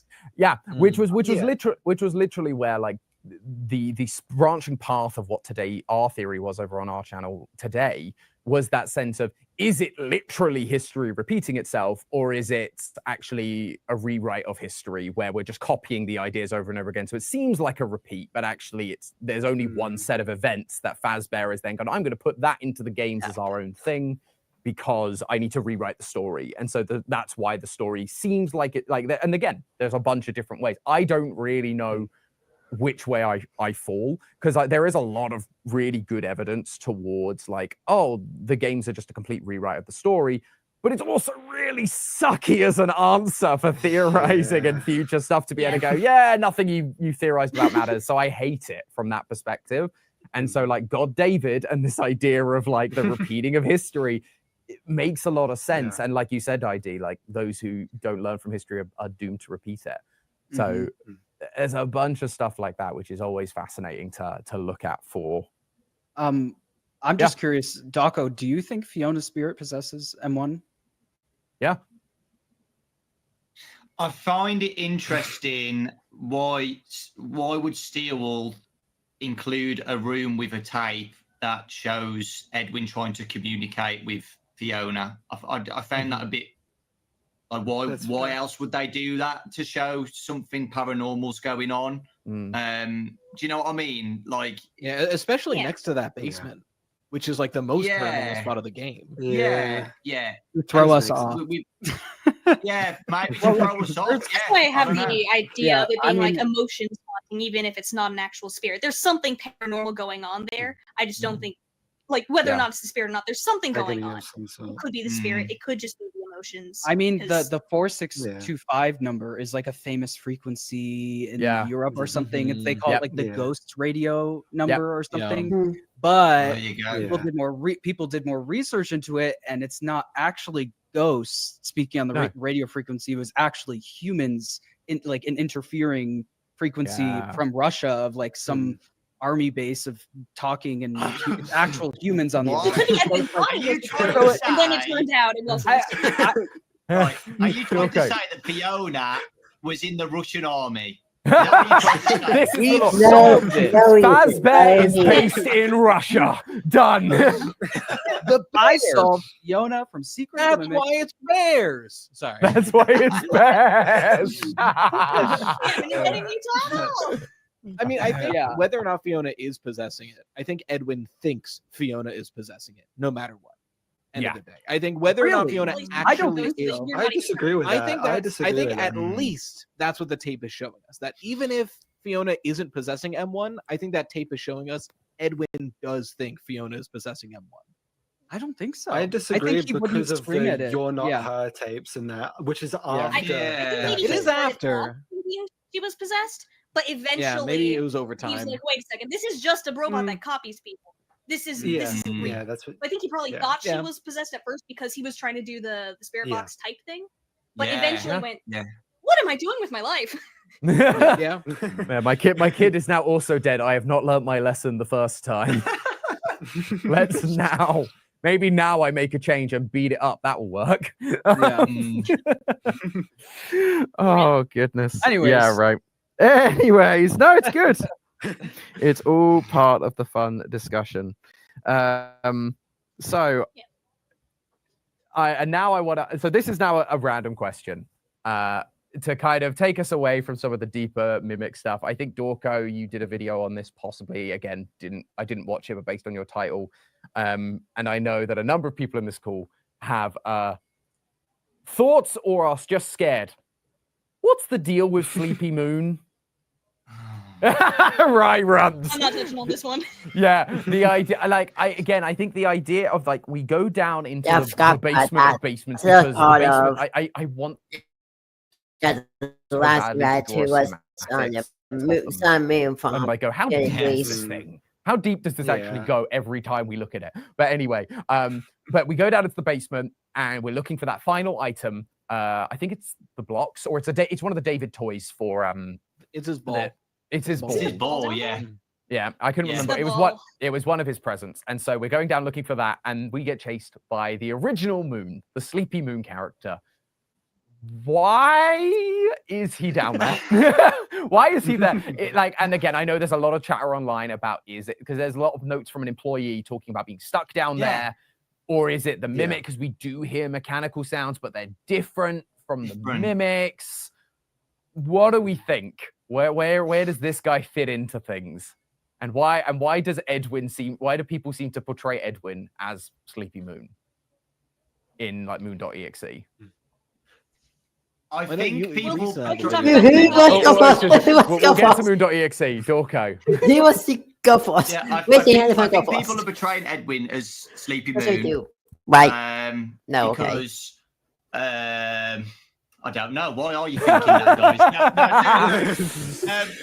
I think it's because of like the connections, like what ID said about with Moon.exe. People portray the big Sleepy Moon as Edwin, and you know when the accident happened with Edwin and M2, and Edwin breaks his legs or whatever, maybe the mimic throws his body down into the basement and then he possesses the Sleepy Moon's costume. I don't know. I don't think that. I still think Edwin's alive, but we'll talk about that later on. Oh yes, no, I want it. We will talk about that for sure. But the Sleepy Moon is so interesting. Like you said, like the sound effects of the mechanics inside the suit are different. Like it's so weird. And the more important thing, I know you mentioned like the documents that we read and stuff. It's so interesting that one of the employees says like, "Oh, there's something down there, and we've trapped it. You know, we've trapped it underneath the carousel." Like, is that talking about the mimic, or is it talking about this Sleepy Moon thing? You know, it's a tough one. I think it. Oh, sorry, I thought you were. Why you gonna go down my toast? You gonna go? Okay, I think you're right to point that out because I think that's part of the reason why I don't think the moon is the mimic. At least in that moment, because like if there's employees able to talk about it that are working at the place, right? Theoretically, it's M1, and if it's M1, she could have just been like, "Hey guys, it's me." Like, if M2 was on a rampage killing everybody, the email wouldn't have been, "There's something weird down there." It's down there. Like they would have known by now.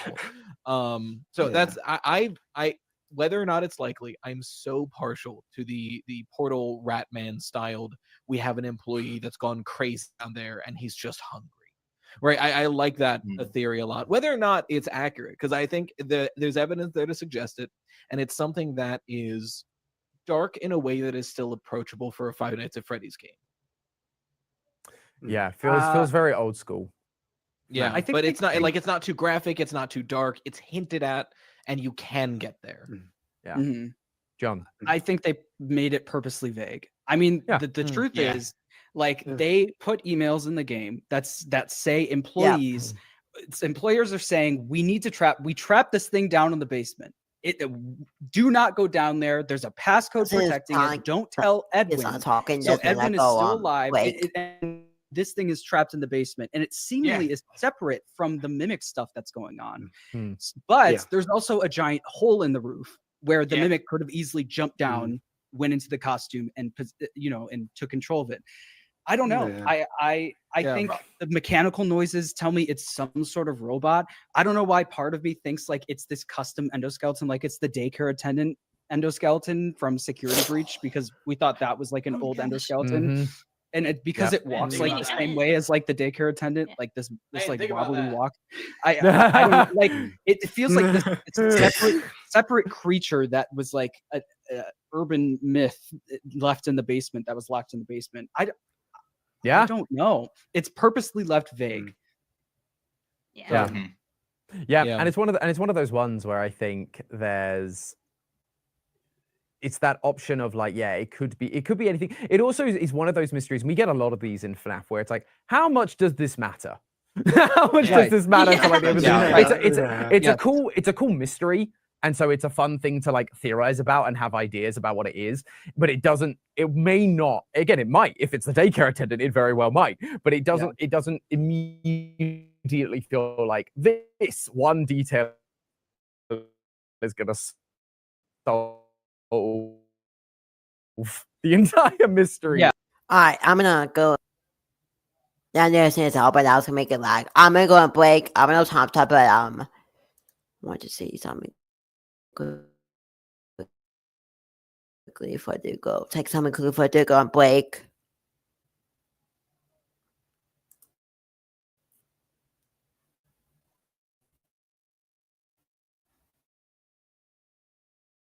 What the?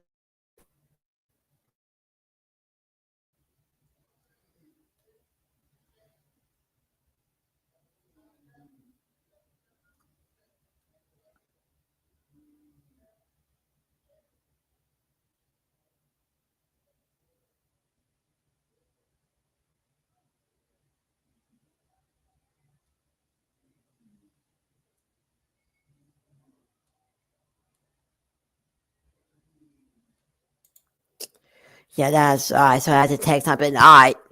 I bet back. I'm gonna go get me a drink and it's definitely really interesting so far. I'm gonna stop this thing at 4:15 or maybe 4:20. 4:20 because I thought so I can go do a good business round to do Mason this little circus episode. So yeah, I BRB.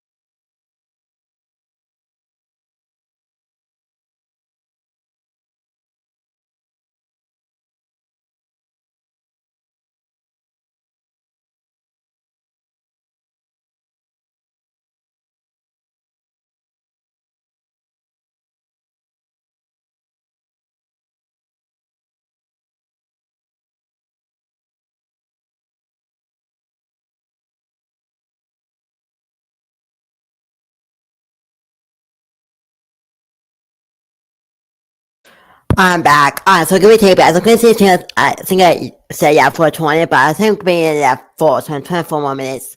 So yeah. So can we watch this stream up until then? So yeah. For now, let's continue. It's very possible that a lot of things are just some Steel Will employee being like, what if we did this? Yeah, you know? right. What if we entered the theory? Such a cool idea. Yeah. I'm happy about it because it's the coolest part of the game. But like, Yeah, no, right. I don't know what it means. For sure. Yeah, why does Moon get the best part of every game? It's true. Real.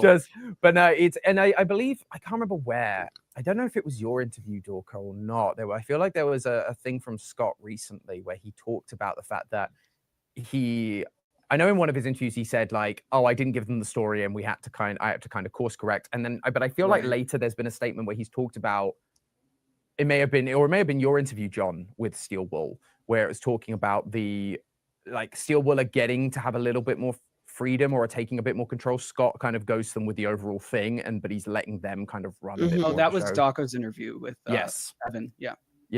So I there's been so many interviews amongst you all that I lose track of which one it is. But yeah, which is really cool. And so again, it might be one of those things where, you know, Scott's thinking this doesn't impact the major story, so I'm like, yeah, cool, go for it, just do it, it'll be fun. For sure. Which is great if they get that. If they're able to make like the on the ground decisions, and that might have been an on the ground decision that they're like, we're just gonna do this creepy thing. Yeah, we need this creepy thing for essentially the final collectible. I know technically the plushie is because you get that on New Game Plus, but like the final proper collectible in like your main playthrough, and we need to make this a creepy, tricky moment. Right. Here's Moon, who is by far like the creepiest thing we look at.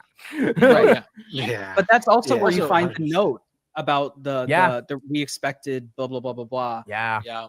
As a bunch that feels like just that note and David's ball. Like the fact that they're both in that same area. 45. I will say, Kill or Die On. I don't think that means David died down there. I've seen that theory. I refuse to believe that theory. No. Agree. That written note. It seems like it's implied to be in that one place where they were talking about, like, oh, it's dangerous here. My lawyer's saying it's a problem, but it's probably fine. Once again, Edwin being a bad father. Yeah. Sorry, John. That note where it's like basically stating the story from the books feels the same as the ending of Security Breach, where we see Vanessa on top of the burning building. It's like that last little thing. Oh, you thought you knew what was going on, and then it's like, nope. Maybe the books are in the same continuity. Who knows? Who knows? That's why I like my M1 to M2 idea. That's fair. To ignore that note. I just choose to ignore that note. That's fair. It is one of those things because it could be like ID's been saying, it could be how like information is being fed to M1 in order to make it Fiona. It's getting like, again, whether it's the book or whether it's another story that like has been adapted or she's taken it. Who knows? Like there's a bunch of different, like at this point, there's a bunch of different ways it could go, which is part of the fun, I suppose, of all of what we do. But like before we get to fan questions, we'll do one more sort of discussion between us. And I think, again, Dorco kind of brought it up. Where's Edwin? What happened to Edwin? Because I know there's a lot of different interpretations. I threw something out that in one of my videos that got people chatting. But there's a lot of different interpretations. So I'd love to know what do people think happened to Edwin? And where is he? Hyperdro, please. Sorry.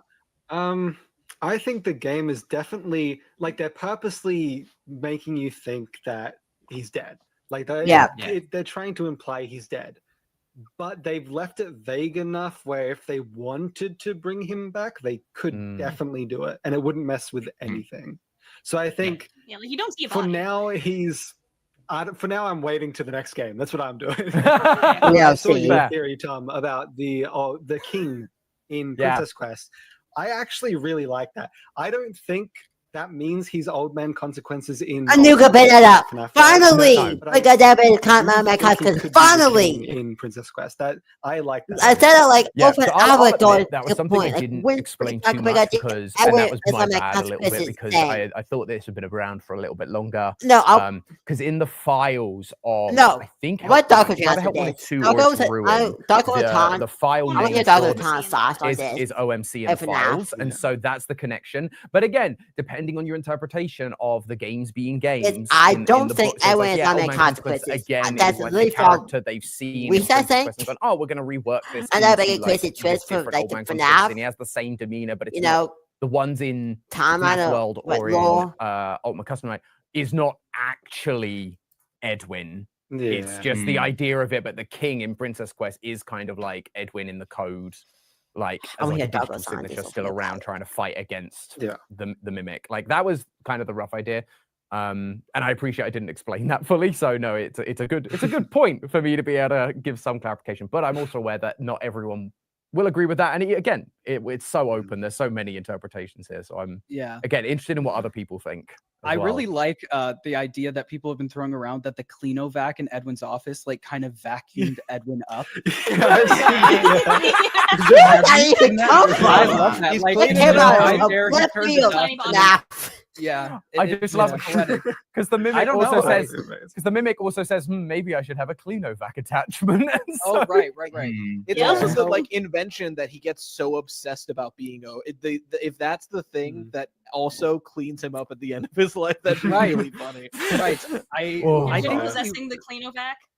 Right. Oh, oh no! There's a better chance of that than Fiona possessing him because Fiona died at Fall Fest. Honestly, yeah. Fair. Anyway, fair. But I don't know. I think if we go towards the books, Edwin does survive in the books. So I'm more inclined to agree with that, even though they might not be one-to-one. I'm more inclined to believe he survived, but they definitely kept it vague on purpose. Dawko, Yeah. What do you think? Yeah, come on. Yeah, I mean, ID said it earlier. You don't see a body. When I was in the room listening to the tape with M2 and Edwin, I remember in my brain, well, oh, we're going to see a body. We're going to see Edwin's body somewhere, but we never do. I know that there is a Cleanovac vacuuming. Are we really going for the chance to be where a fire's been or something? Wow. But I don't think like an explosion would just turn him into ashes, and the Cleanovac's so tiny it can't like suck up bones and stuff, you know. And he's still alive after the explosion.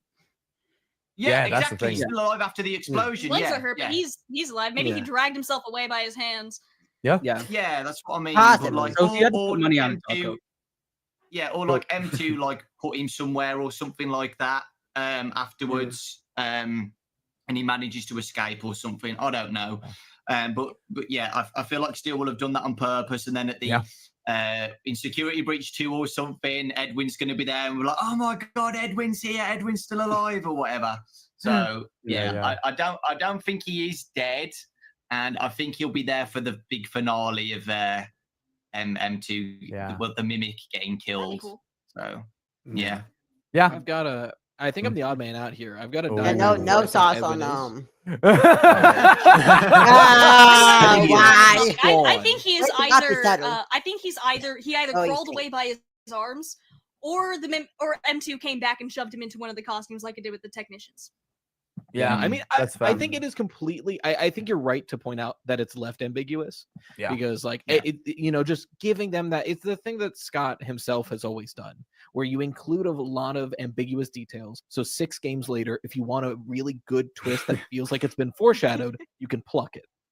So never show us an Edwin body. Maybe he's planned to be dead, but maybe 2 games later, it would make a good reveal if he survived. Well, we have this set up here for that reason. I think as it's written, Edwin's long dead, especially considering how Moon.exe functions. But that's my take on it. Yeah, I think it's I think John, you're like pointing out of like the books and the fact that he does come back in some way, and that's where I'm like, it's kind of what landed me on the OCM on Old Man Consequences train in the King. Because I'm going back to that, Tom. Dead but not dead. It's a classic FNAF thing of he's not really dead, but he kind of is. And it kind of allows you to have that like have your cake and eat it too kind of thing. But I do find it interesting that in the books he comes back and tries to help in the Pizzaplex, but ultimately kind of but we see those drawings in the Michael room, in the sister location room in Security Breach. So has Edwin been and gone? Here's the thing with those the cipher on the wall in the sister location room in Security Breach don't actually match the description in the book. No, that's true. The book talks about like loops and squiggles and triangles within triangles, but that's just the cipher in the room has triangles with lines sticking off of them. It doesn't technically match, so I don't want to say, oh, it's the same thing. So I always 100%. Try to draw that distinction there. No, and that's it is interesting. Break and mend. I built the breath they hunt, now drawn to life, not real, still keen, and frit and fraught with thought and zest and jest, no blunt woes. I have the whole thing memorized. Yeah, but it's exactly that, right? And again, it's that thing of like, oh, is it a 1-for-1 with the books? Is it slightly kind of connected? Is it meant to kind of tell us it's the same thing, but it's just different? Like there's a lot of different ways to look at it, but I do. Please. And it's interesting because it seems like it's talking about Gregory in the latter half of the thing. It's like dodge, duck, flash, shoot, crawl, run, punch the viol band. And it's like, so is Edwin there trying to guide Gregory in the background Edwin somewhere? build Gregbot? Yeah, Crush the Vile No. Band kind of makes it security breach. I was like, I wonder if it's that thing where Tokyo people tried to shaking his line head. that up Yeah. every time a new game comes out to see if it lines up with anything else. And a lot of it does line up with Secret of the Mimic, but Crush the Vile Band is pretty Right. directly. You can't get around that one, I think.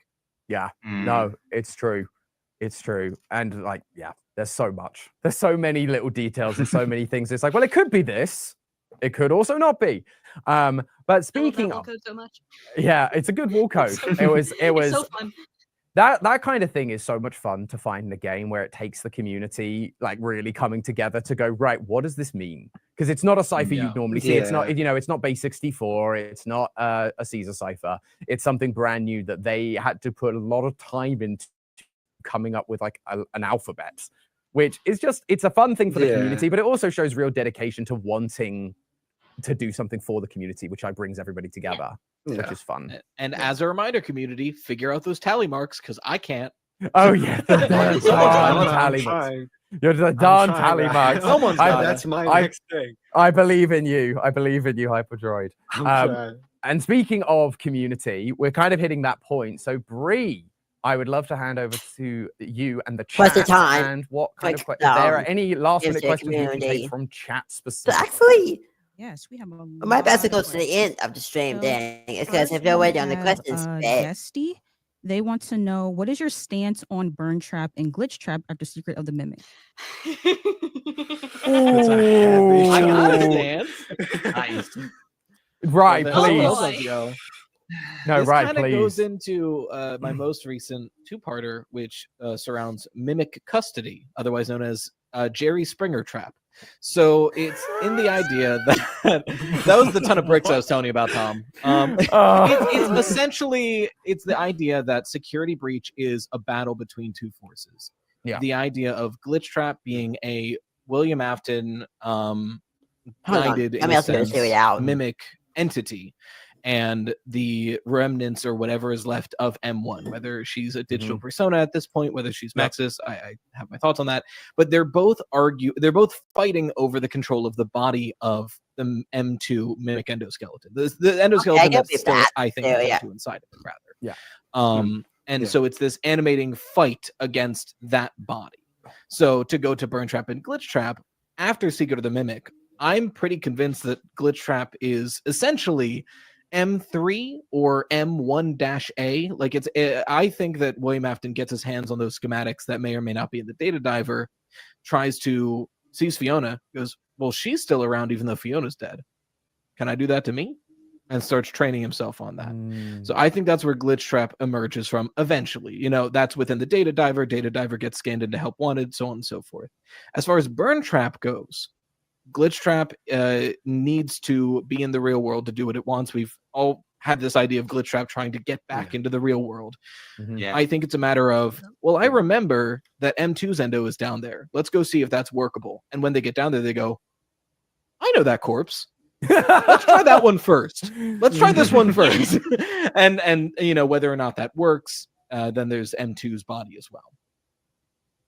Wow. I think my thoughts are pretty similar there. I think are you saying that like William Afton's spirit is out of the picture though? I could go either way. I think the idea goes either way, but personally, I don't see an opportunity for William Afton's spirit to get attached to Glitch Trap before the Pizzaplex is uncovered, after like Help Wanted happens, and Glitch Trap has to happen as Help Wanted is happening. Yeah, I mostly just what I think. So I remember in when Scott was talking about his original plans for Burn Trap in Dako's interview with him. He talked about how Burn Trap was going to be like sort of seem like a prop, like just not moving, and that reminds me of like the White Tiger and Golden Freddy. White Tiger, yeah.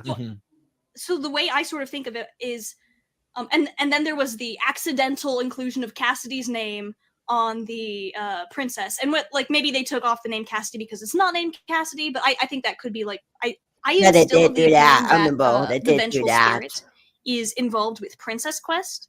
So I think that in some way or another, Glitch Trap got connected to William's endoskeleton in one way or another. William booted the vengeful spirit into Princess Quest, and then started like his spirit is still attached to the Burn Trap endoskeleton. I don't think that like I still see some people say that Burn Trap is the Mimic, but with just how different the endoskeletons are and such a small amount of time between Security Breach and Ruin, I don't see how such a drastic change could have taken place. Also, there's the corpse and the Burnt Spring Bonnie parts in the place where Burnt Spring Bonnie Corpse Man was. So that's my stance there is like, okay, you've got Burn Trap, who's William, Glitch Trap, who is like the Mimic and William sort of butting heads. And then I think Help Wanted 2, when you've got the ending where you get the rabbit plushie. So like in order to get rid of Glitch Trap, there's the Vanny mask and the rabbit plushie that you need to get in order to get rid of Glitch Trap. And so I sort of see that as you've got the William Afton and the Mimic. And at the end of Help Wanted 2, you get rid of the rabbit plush. So William is purged from the Mimic, and that's why in Ruin, the Mimic is able to manifest as itself. Interesting. I agree with that last bit. Following that train of line with Help Wanted 2, I fully kind of see that Princess Quest 4 ending of Help Wanted 2 as flushing William out of whatever is going on. That I fully agree with that. And I also agree that Burn Trap is his corpse. I mean, again, it's there, and then like 10 years later, it's still there. I mean, Burnt Spring Bonnie Corpse Man in the basement. Yeah, yeah, exactly. Anybody else want to jump in? John. I shouldn't open my mouth. Do it. Burn this place to the ground. We're all friends here. No. I'm kind of working on a video about this, so I don't want to like say too much. But I think that I think that us and the hundreds of thousand people watching. Right. I think that when Scott in Daco's interview talked about how when he was talking about Glitch Trap, and he said, I love the idea of possession of circuit boards and stuff like that. That was a huge tell for me, at least, to say that Afton probably is in here somehow. And it doesn't mean it can't also be the Mimic. It can be both. But as far as I'm concerned, I really do think Afton is involved, or his spirit, or something with Glitch Trap. Yeah. No. Daco? Hyperdroid? Anyone? Help me. We've got other questions. No, I agree with you.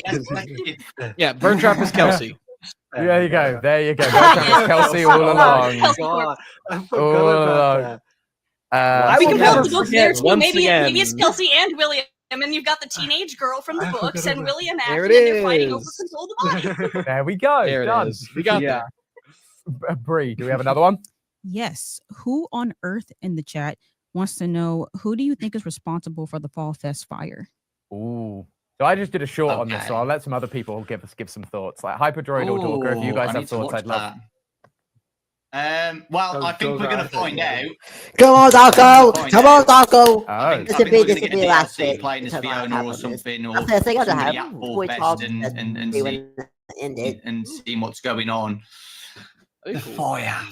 My first thought is like William Afton sabotaging Edwin. That's what's going off my head, causing an accident to happen to make MCM even worse. Because MCM's already failing and William Afton wants to take over and stuff like that, so he sabotaged it to make things worse for Edwin. Or it could just be an accident, but it's never an accident in FNAF. I feel like the only person I can think of who's a bad guy who would want to do something like that would be William. To be honest. Unless it is an accident, though. It could be just an accident where maybe an animatronic fails or something and it causes a fire. I don't know, but we'll find out. I think we'll find out. Sure. It's got to be a DLC. I won't be happy if Steelwool don't do something based on Fall Fest. We got to get there eventually. We got to get there. They've been teasing it for far too long. Exactly. Hyperdroid, what are your thoughts? Well, this would be the last I'm kind of like, I can go anyway with it, really. Like, we have a lot of pieces, but we don't know where the full puzzle is going to be and what's it. English, sorry, it's 4 a.m. You are Come on, Hyperdroid. I think What was I thinking? The last thing I do understand. Come on. The thing, Tom, you mentioned earlier about Edwin saying you weren't supposed to be there, like that sounds like it was planned to happen. Like something was planned to happen at Fall Fest, and that's why he's like, you weren't supposed to be there. It was, I don't know, just meant to be I don't know, but it sounds like something was planned. Conspiracy theory. I love it. Yeah, I've heard that idea floating around. FNAF, raise his hand again. I talked about the Fall I mean, Fest fire and who FNAF, caused it in fine. my original video, but I cut it out because I thought it was kind of stupid. But I am kind of currently in the mind that Edwin started it, and the points were what Hyperdroid literally just said was it seemed like it was planned. And in the mail messages in Secret of the Mimic, like the employees accuse Edwin of, did he just fake Fiona's death for insurance money? Like, was the Fall Fest fire just for insurance money? Stuff like that. And then I'll just say it now, but there was this piece of evidence that I think is really weak, but I'm going to say it anyway. So don't judge me. David's playset is themed, and it's a rocket themed. And in Help Wanted 2, you have to shoot the rockets to cause the Fall Fest. And in the film where Edwin is giving David the rocket playset, he says, "Hotter, hotter, you're burning up." Interesting. So I'm like, I actually like that. I was like, but I think it's a little bit of a weak. Yeah, I mean, no, I mean, it's not weak. It's not weak. Who's I attacking think it's us actually good. I in think the that's good burning evidence for carousel? FNAF. But Moon, who has loose connections to Edwin. Yeah. Right. So I think that's really interesting, and it actually would explain the thing that we've joked about already, which is the weird line of, you weren't supposed to be there. This is really inconvenient for me. Right, because you it weren't was supposed to be there. because it was inconvenient for him because he was like, so it's interesting. So my short, we agreed that it was, or I presented the fact that it was Edwin. I presented it more as an accident because we know that he's rushing inventions. And so, and in Help Wanted, we see it just kind of being like mechanical failures, just things just start sparking that shouldn't be sparking. And so, so I was like, so that's like the obvious and like easy thing. I think regardless, I think Edwin makes a lot of sense. But I do like this idea that actually Edwin was desperate and so was planning on doing something, but because it's a voice memo to Edwin going, "Hey, just so you know, I'm going to go to make sure everything's okay." Like, it's almost like an answering machine message, right? He wasn't involved in that decision. She just went. Yeah. And then it's too late because it's the 70s and there's no mobile phones. So And we know that they have a history, MCM, with Fazbear Entertainment. Edwin is bitter towards them. His dad didn't like them. And Fall Fest is a Fazbear event. So if he would get the insurance money, it would be mostly against Fazbear, him lighting that Fall Fest on fire. So so he'd be at a claim of he kind of needs Fazbear for the money. So I don't know. But it could be buying more time as well. Intentionally went, yes, I'm going to go commit arson. I think it makes more sense to be an accident. Yeah. And I think the whole thing about you weren't supposed to be there is why it's like there's this horrible tragedy that happened and you weren't even supposed to be there in the first place. If you hadn't gone, this accident would have happened, but you wouldn't have been there. Yeah. So I don't think personally don't think he intentionally was causing problems because he's a neglectful dad, but he doesn't seem like the kind of person to intentionally try to get people hurt. It kind of goes along with the Springlock idea, that it might be just that Edwin is more flippant about people who aren't his family. You know, the whole idea of, what do you mean the Springlocks are unsafe? Just have a teenager wear it. What do you mean Fall Fest is dangerous? Just have people we don't know work there. Fiona, you're not supposed to work there. People I don't care about are supposed to work there. He does seem to be a little lax with the safety features of his inventions. Yeah.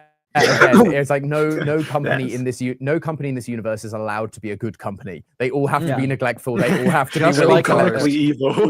Just like in real life. And Scott, my anti-capitalist king. Yeah. Awesome.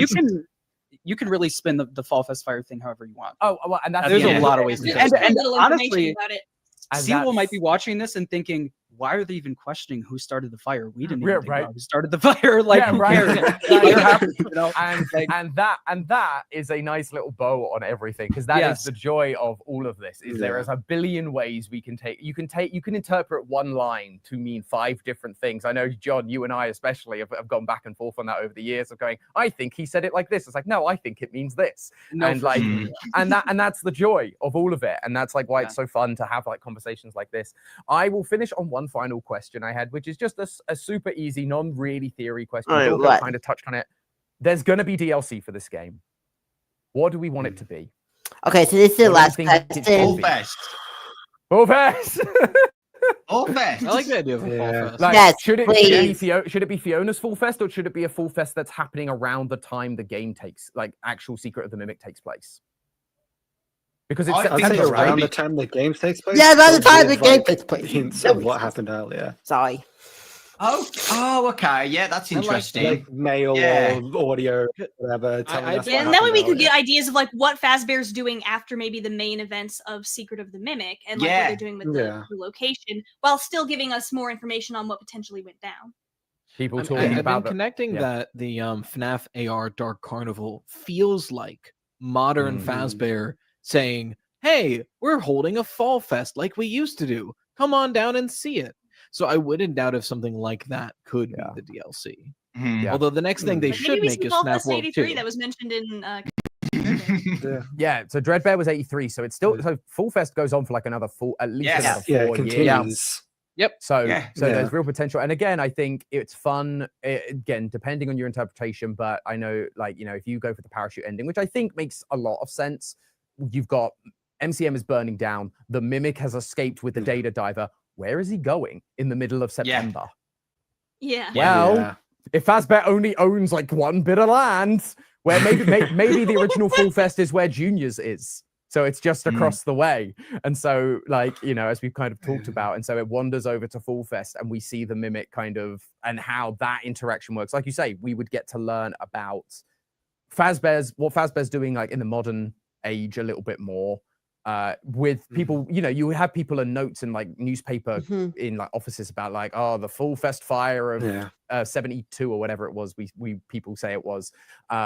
And like, so you get that sense of, oh, this is what happened for Fiona's fire, while also getting, here's the new stuff. Here's what leads into Freddy Fazbear's Pizza, where the diner's kind of at. You can learn all about that, which would be really fun. I think the fact they put that date, I think it was ID. I think you pointed. I know we found it as well, but it was, I know you did a short really early on about the date being September. So I think that feels really I was on purposeful. stream with Rye, and Rye was going around in free cam, and we're like, wait a second, we can see the date for the for the main game. work order, yeah. The So it's work order is September 7th, 1979. Yeah. So the fact that it's specifically September feels like a choice where you would be running a full carnival of some kind. So and they keep and it's that thing of they keep teasing carnival, and we've had, like, you know, we had all the stuff we were using pre-Secret of the Mimic, right? All the clown Funko toys and all of the the things in Ruin, all these things pointing to a carnival, and yet we've still, even with Secret of the Mimic, again, there are hints of like, here's carnival kind of like attractions, but it's not a carnival. So it would be cool to actually. I do think Carnival was probably a code name for Secret of the Mimic, like 100%. how the FNAF movie was Bad Company or whatever. There's connections there. Yeah, I do think that this is what they were teasing when they were mentioning Carnival, but that doesn't mean we couldn't get more Fall Fest. No, and, like, if it's DLC, it's still Secret of the Mimic. So and again, like, the introduction of that 1970s poster in Help Wanted 2 is the big one. It's like, why bring that up? Like, we got the Fall Fest fire mentioned because of Fiona, but why bring up the 1970s? Like, how far back it's gone? Why mention this if we're not going to explore it in some way? Because normally when we hear about a sister location, another game has gone to explore. Other than the diner, which we all know about, but it's never something we've explored, which I still think could be fun. But that's a different game.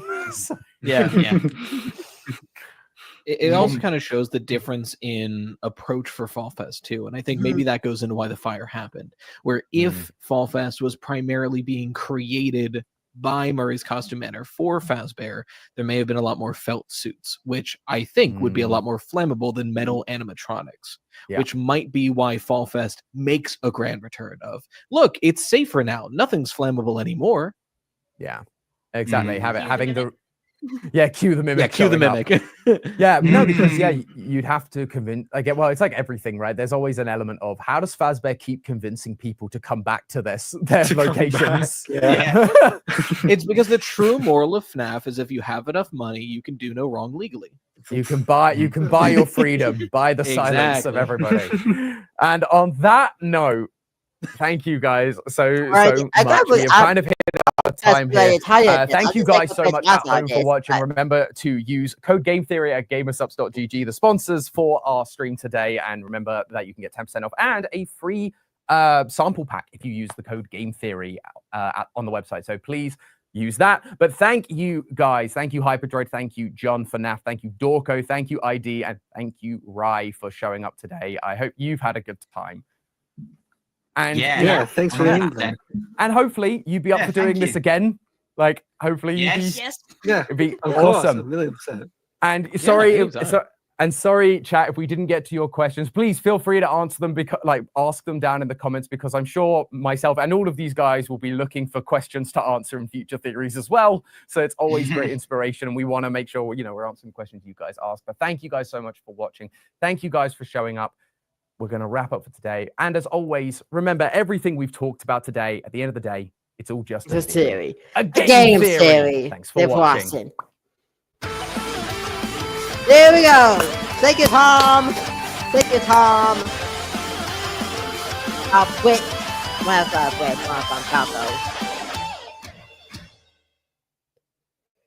Thanks for watching.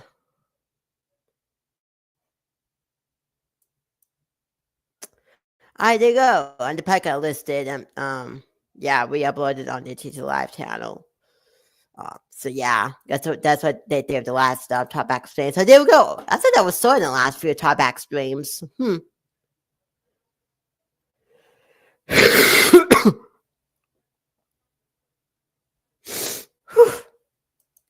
Alright, y'all, just for being on the stream. Damn, I like all the see people posts, and again, I still don't take that's my question. Tomorrow I can get my city final FNAF, so you can mimic series. I can see whether y'all can get my to the next FNAF 2, the second FNAF movie series on film series tomorrow. Y'all can get 2 for your small channel, and because today's our first comeback, and get off my sickness. First to come back to Monday, y'all can get now my UK reaction. Then Tuesday, I can get the next 2 multiplayer reactions. And Wednesday, y'all can get the next my single US reaction. Then going from there. That's the once I start back school, I'm going to have a lot less time to, work on videos and everything. So, just be aware of that. Anyway, so also for songs with pockets to your side. I can do the same as how I cover, but I cancel next Saturday on the 23rd of August, I began my cover for Saturday Saturday night from Pack to Disco. I'm gonna ask me if that's the channel. And I know stuff do all these friggin' certain covers, man. Yeah. Anyways, I other ones honestly I want to do a cover of Sapphire, and I see another song of Ashley's new album. So yeah. Anyways, my sponsor get subscribe because I'm subscribers, so I'm gonna say, and I'm gonna do it again to the outro. And remember, that's been a stream, a live stream. Thanks for watching, and deuces.